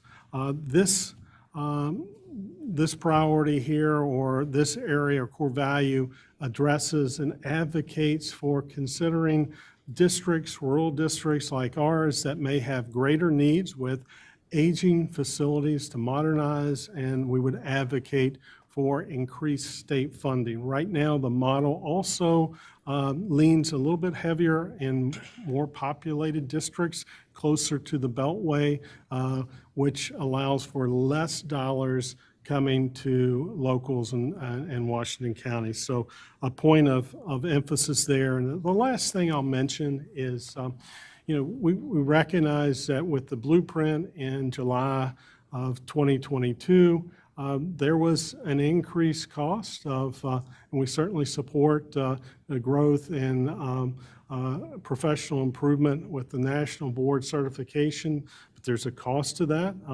As of 2022, those that were certified received an additional $10,000.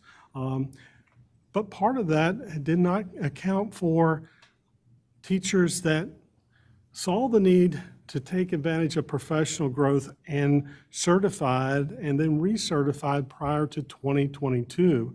They're not included there. So we're continuing to advocate, just as we did last year, for the state really funding the National Board certification for those increases for salary increases, and once again, minimizing the pressure or taking pressure off of the local. The next slide.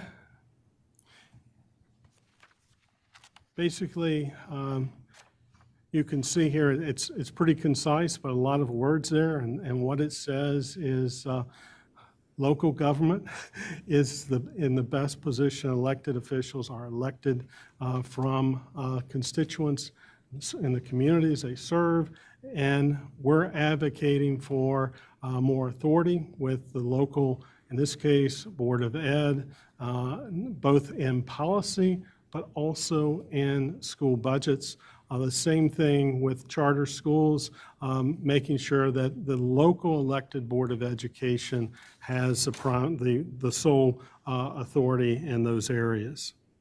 Can I ask a quick question on charter schools? Because it's been brought up to me by a couple of people. Where does that start at? Or is that does that start on the state level, creating charter school rule, or? No, we have a policy that it does occur locally, and it goes through and now it's the Deputy Superintendent's Office. Dr. Willow? Yeah, there's an actual application process and it is spelled out in our policy. We look at, in particular, charter schools, what they offer that we may not offer as part of that process. I don't remember, Mr. Burkett. It's been a while since we've received one. I want to say it's been a couple of years. Have any active currently? No. No. I think the last we received was 4 years ago. I believe it's my first year. Yeah. And that was denied, or? It was never completed. No. So once again, the emphasis here would be opposing any legislation or regulatory initiatives that would effectively reduce local board governance and budgetary authority. The next slide, you can see that the focus is really, to simplify this, is no state mandates or unfunded mandates. There was the message here is that from a board standpoint, local standpoint, we would oppose any new unfunded mandates. And if there are legislative mandates, they should be included from from the state, and those should be funded by the state as opposed to the local. You can see the next item, and this is a new one, but not new to the board. We had many discussions through the budget process and the legislative process last year. Classroom management, really here, we're talking about the ability for classroom teachers to have more ability and authority for removing students that may be negatively impacting the classroom learning environments, supporting legislation that helps retain and attract highly effective teachers. I must say, we're very fortunate. There's a reason why we are recognized as one of the top districts in being able to attract and retain high-quality teachers. But there's room for change in legislation that will allow us to better support our talented teachers. With that, we recognize there's been an uptick on students suffering from mental health, students that have been impacted through parental drug addiction, and we'd like to see targeted, sustainable funding to support student behavior challenges, in particular, establishing programs that allow us to better meet the needs of those students. I mentioned earlier the alignment, the need for state laws that are not always consistent with the federal laws, and how that puts local boards in a difficult position. And in many cases, there are the local Board of Education has to make a choice in terms of, potentially funding risk. We rely on all of our funding in Washington County, so we're advocating for the state to be aligned with the federal laws. Adjusting in terms of legislative priorities, you'll see that adjusting funding formula to support the desired educational outcomes. Just a quick review and history of the blueprint. When the blueprint was approved, it was done during coming out of COVID. And during that time period, we know we've experienced historic inflation. So the figures in the formula that was approved prior to implementation did not account for historic inflation. But yet the mandates are very clear regarding the blueprint. We're advocating here is on an annual basis for the state to review and modernize the funding formula based on true inflation dollars and support it from the state level, once again, reducing the burden on the local funding body.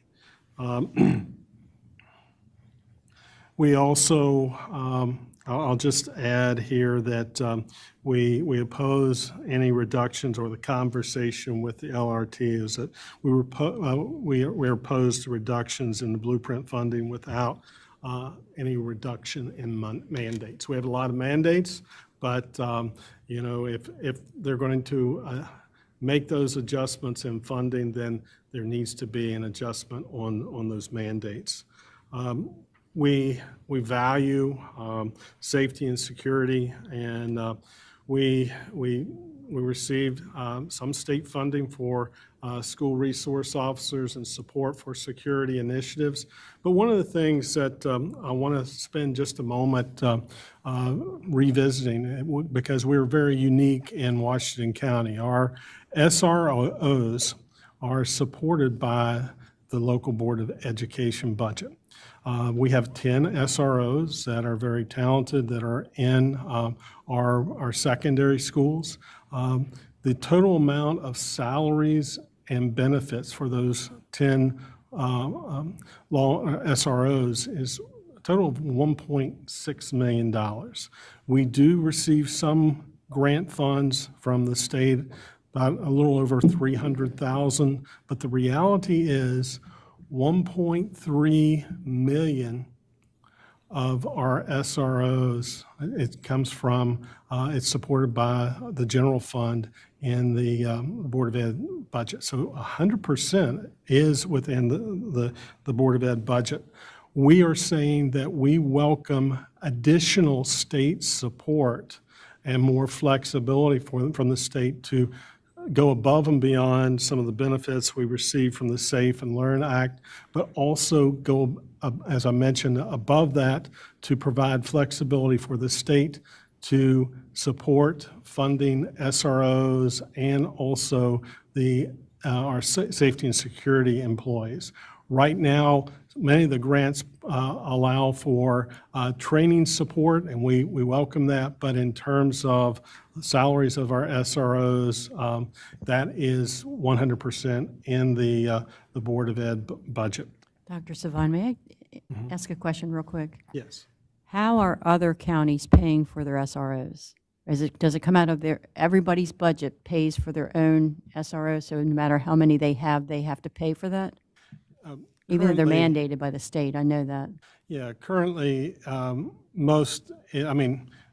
funding body has to cover it no matter what. And in the other 23 districts, it's covered by the county funding body, but it's got to be paid for somewhere. What we're advocating here is for the state to pick up additional dollars, and while we welcome the Safe and Learn Act, it does not pay for the salaries and benefits of our SROs and our safety and security employees. Mr. Prue? Yeah, I think maybe to expand a little bit, I think every county handles it a little bit differently, but typically speaking, the salaries of SROs come from the government, comes out of the police budget.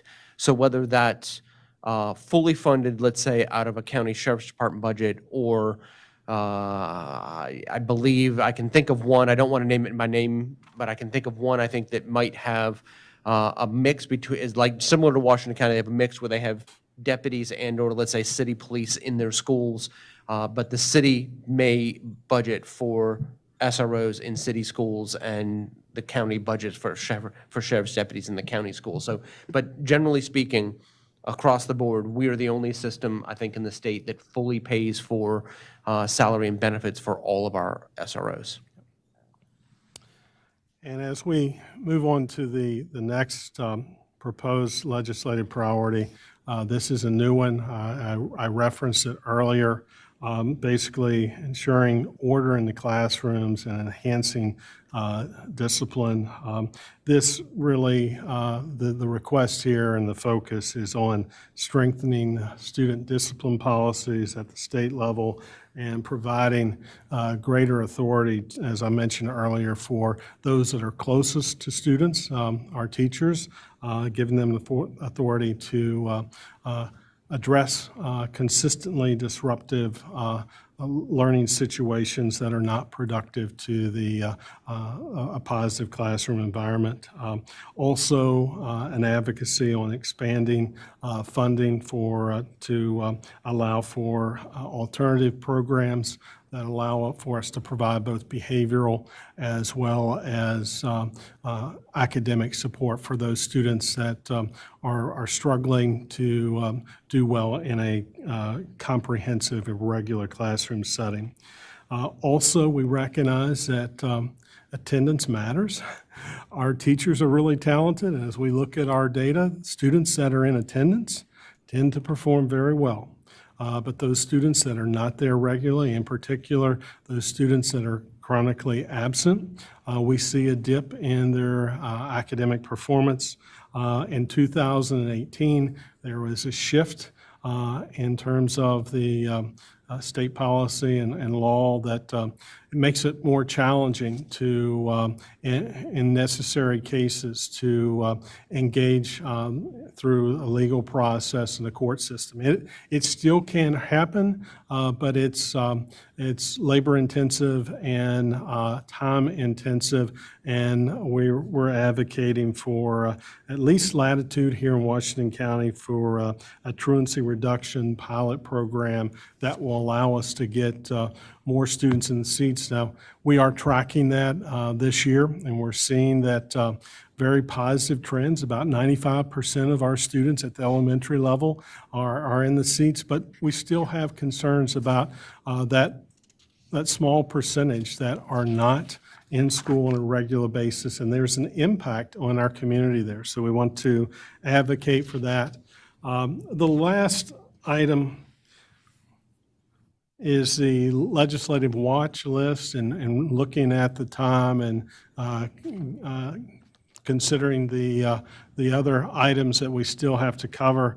I will not go through each of these, but certainly if board members have questions, you have details on each of these 7 items on the watch list. Our commitment as a team and through our legal office is to monitor these areas, these items, should they pop up, and to be in a position to represent the LRT and our board's position on these items.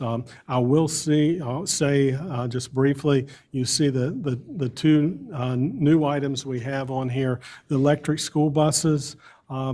We're concerned regarding the lack of infrastructure, and there needs to be consideration related to the topography, if you will, the mountainous areas that we serve, and we feel like the structures that are currently in place really do not account for the circumstances that we are navigating in Washington County.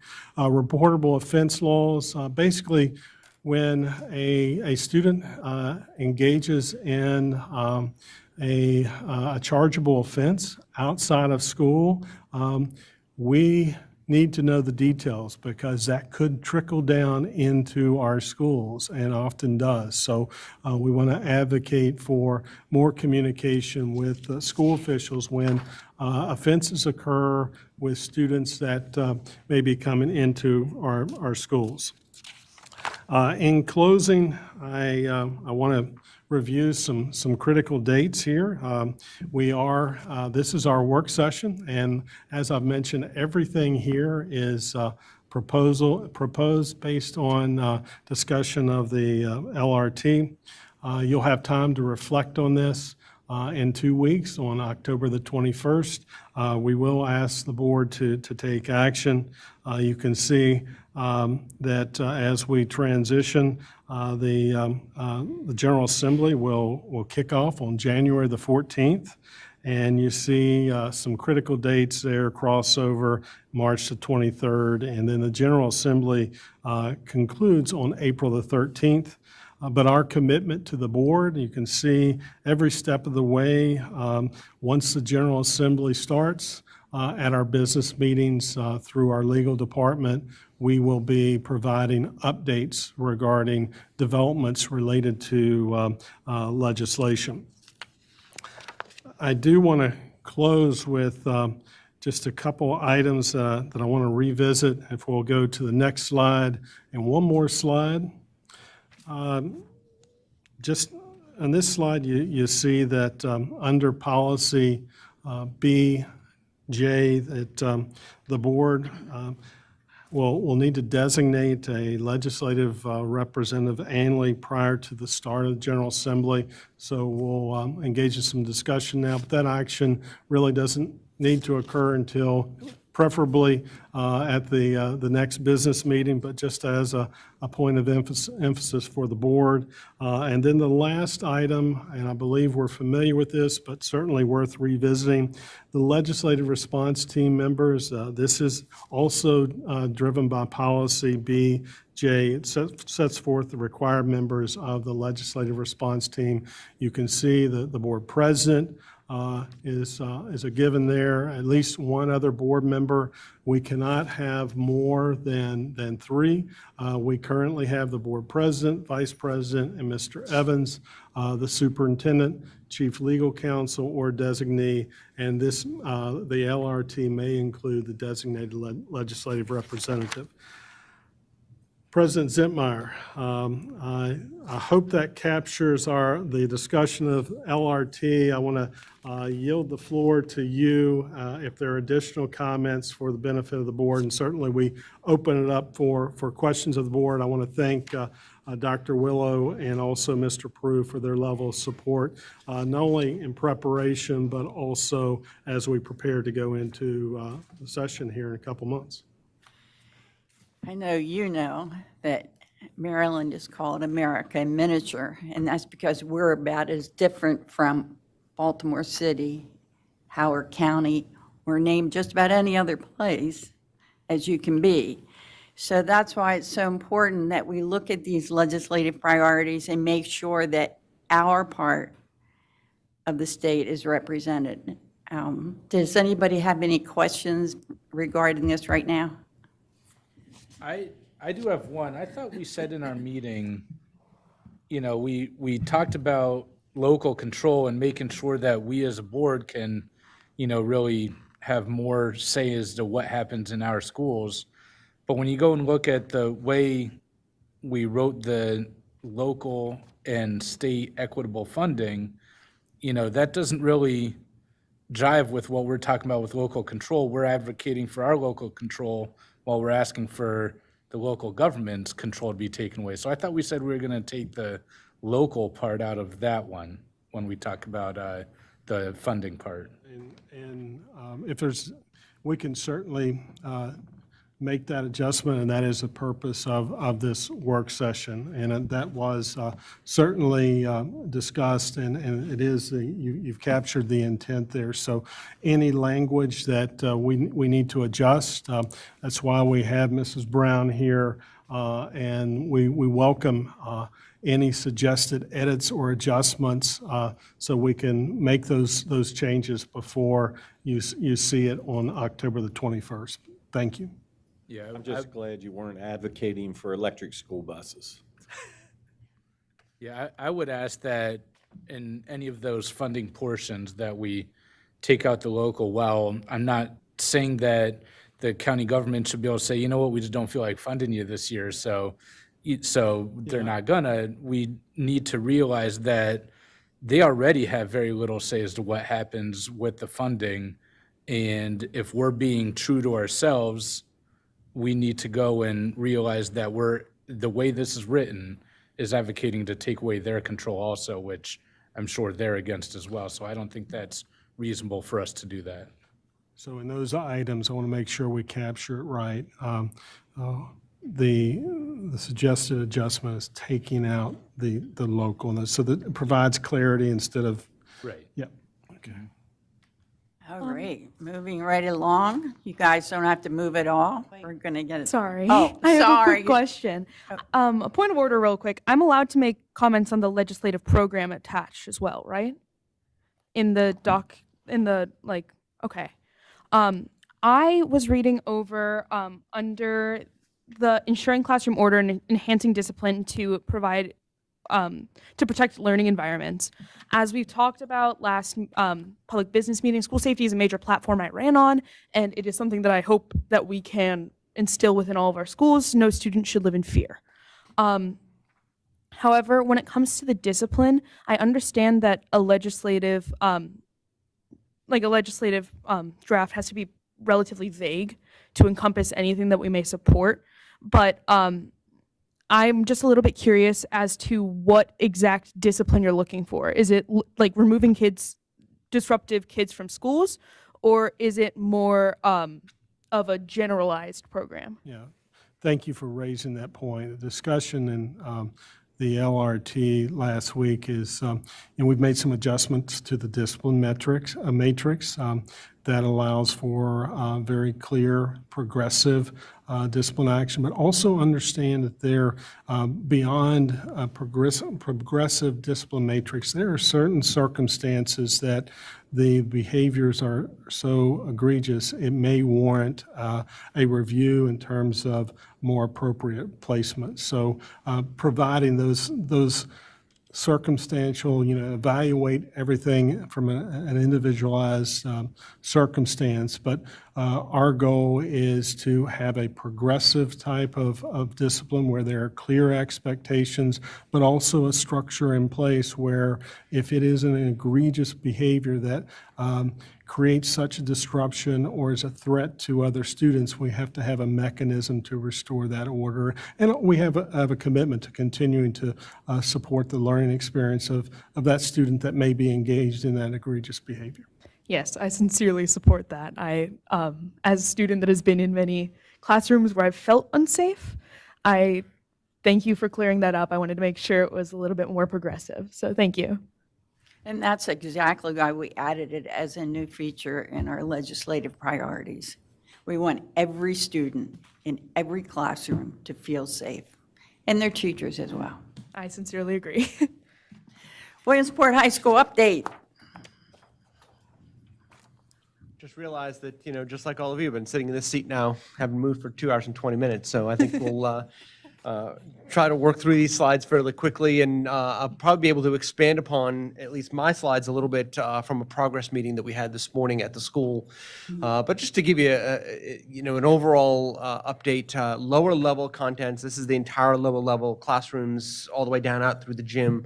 All of those contents have been cleaned, removed from the building, challenge testing to ensure that those items are not showing any asbestos fibers on them, have all been removed, palletized, and stored at an offsite warehouse. 50 cleaning and inspection contractor staff members are currently working at the site daily. And in fact, last weekend, Retro Environmental spent the entire weekend at the site, Saturday and Sunday, to keep us on schedule.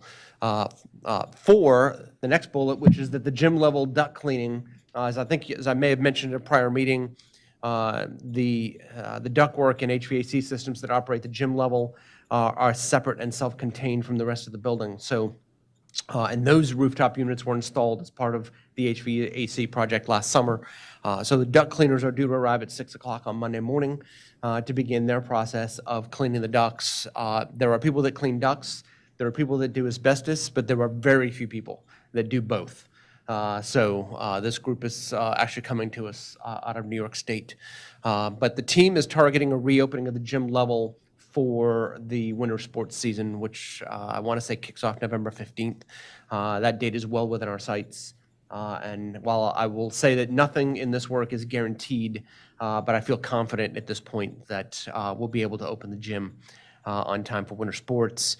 Segregation walls, 2 different walls have been created.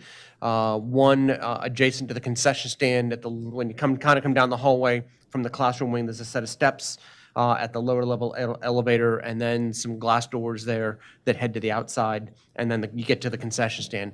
A wall has been created there to have a clear delineation for community members, sort of a safety precaution. It's a full wall, studge, drywall, so that it's not someone going, oh, it's just plastic, you can get through it. It's a full wall to segregate the main building from the gym level. There's also a set of double doors from the small gym that go into one of the adjacent shop rooms, which is a work site for the HVAC contractor. So those doors were removed, and that opening was walled shut for now, so that, again, demonstrating that you can't access that gym level from the main part of the building while it's being cleaned, to provide some assurances to our community that that lower level will be safe. It will pass US EPA, what's known as AHERA, AHERA testing standards before we ask anyone to re-enter the space. In total, we brought out 8 tractor trailer loads, 189 pallets of product, and we hope to then begin the decontamination on the upper level on 10/13. Probably sometime tomorrow, the initial cleaning of the gym level will be completed so that air testing can be conducted in that area. We're gonna clean it, just to kind of going backwards. We're cleaning it. We are certifying that it's clean through air testing. Then the ductwork cleaning happens, and then you have to re-clean again to make sure that we didn't reintroduce any asbestos fibers as we clean the ductwork. So there'll be another re-clean process before we reopen for winter sports. But decontamination on the upper level, that's removing all of the items in the upper level, all the books, libraries on the upper level, stage, auditorium, band room, all of those things in the upper level. There's a lot of stuff in a school. So we'll be working on that beginning on 10/13. They'll build the decon unit in the upper level so we can begin that process. Just a few shots to kind of give you a sense of the cleaning process. The photo from the left is in the boiler room at the school where staff are actively cleaning the boiler room, which was cleaned again and made ready for contractor work to begin. I'll talk about that here in a future slide. And then the slide to the right, I want to say is, I think that's Penthouse C, which is kind of above the media center. These photos are actually from the media center. You can see how most of the tiles are out with some of the things you do see in the ceiling. You've got ductwork that's sealed off. You can see lights, of course, that are remained existing. Anywhere where there's a ceiling tile, there's probably still a speaker in it or an annunciator. We're kind of did the big quick, get the ones that don't have anything touching them out, and then we'll come back and get these others. As we've talked about, all that tile is being removed. And then, of course, in these areas, like in the media center, you can see as they were going through that process, they were covering all of the stacks to protect all those materials as we were pulling those tiles down. That plastic will come up, and all of those items will be removed, cleaned, and challenge tested. So we think about construction. We're anticipating the return of the HVAC contractor to the boiler room as that space has been reclaimed, recertified for work to be done, with really targeting getting the new boilers and the new domestic hot water heaters installed. It's been nice and cozy and warm, but looking ahead this week in the forecast, maybe into the 30s Thursday night. So heat is going to become of the essence in the building before too long. So getting those boilers rehooked up. And new boilers. The new boilers in place, just not effectively installed at this juncture. HVAC work will continue in the penthouses as we continue to clean and recertify those. We should be done with Penthouse B, which is above the auditorium, before the end of the week and be able to relaunch that space for additional work. But again, that's in the penthouses where you've got air handlers, but of course we can't connect any of the air handlers to the ductwork until all the ductwork cleaning is done. So you can kind of see the big Gantt chart that's running in my head of all the things that have to happen first and second to get us through somewhere. Of course, we had other projects, flooring, kitchen, and electrical work can only resume when the building and/or particular areas can be, again, certified as clear for work in those areas to proceed. Of course, ceiling replacement and other material redeployment can begin when the building's been cleared for occupancy. And we're in the process of procuring, new ceiling. There'll be a few areas where we actually have to take out the grid. There's also two areas, if you've been in Williamsport High School, there are two tiered lecture halls, one on the upper level, one on the lower level that have plaster ceiling. We're actually going to take that plaster ceiling down just to make sure that we don't have anything sitting above it. So we're taking all precautions to make sure we clean the building as best we can and not leaving any stones unturned. So those rooms will need entirely new ceiling. We're probably going to replace that with acoustical tile and grid as opposed to putting plaster back up. Dr. Willow. At our September meeting, if you recall, Mr. Knoll, our principal from Williamsport High School, was here, and we talked about a survey that would go out toward our students, staff, and families to get their feedback. The survey had two options in it. Option one was continuing classes online until the building was ready to reopen, our current plan, or option two was looking at different locations around our county and having students attend in person, which would be a mix of in-person and virtual classes. We did have 518 respondents, and on the next slide, you'll see that the breakdown of both students, staff, and parents that selected option one, which again is the current plan, versus option two. A couple of things, talking with both both staff, parents, community members. It doesn't mean that everyone loves option one. What it means is that option one is preferable to option two. I think what our students, our staff, our parents, the Williamsport community are doing to make the best of this difficult situation is commendable. We continue to thank all of our partners for their work around this. But I think it's pretty clear that the overwhelming majority want to see Williamsport High School get open as soon as possible and get back into the building. And so I do want to thank, there is a lot of excitement. We were able to go down and visit staff. And for some of those that were coaches in the room, I can tell you there's excitement about getting back into the gym for winter sports. So I do think that is a huge victory. Thank you to Mr. Prue and his team and their work, and to all of our fall coaches and our extracurricular, those in band, chorus, orchestra, all the staff that are running clubs, extracurricular activities. I know Dr. Savine was able to attend some of the Williamsport events. Movie night was a big success. Some of the things that Mr. Knoll reported have really been big hits. And while, again, this situation is very unfortunate, I think, the power of that community and all the stakeholders involved, we just want to continue to thank them for all they're doing. Again, a huge thanks to the Williamsport community for their support and their endurance, and the students, parents, teachers, and staff for always going the extra mile. With that, this meeting is adjourned.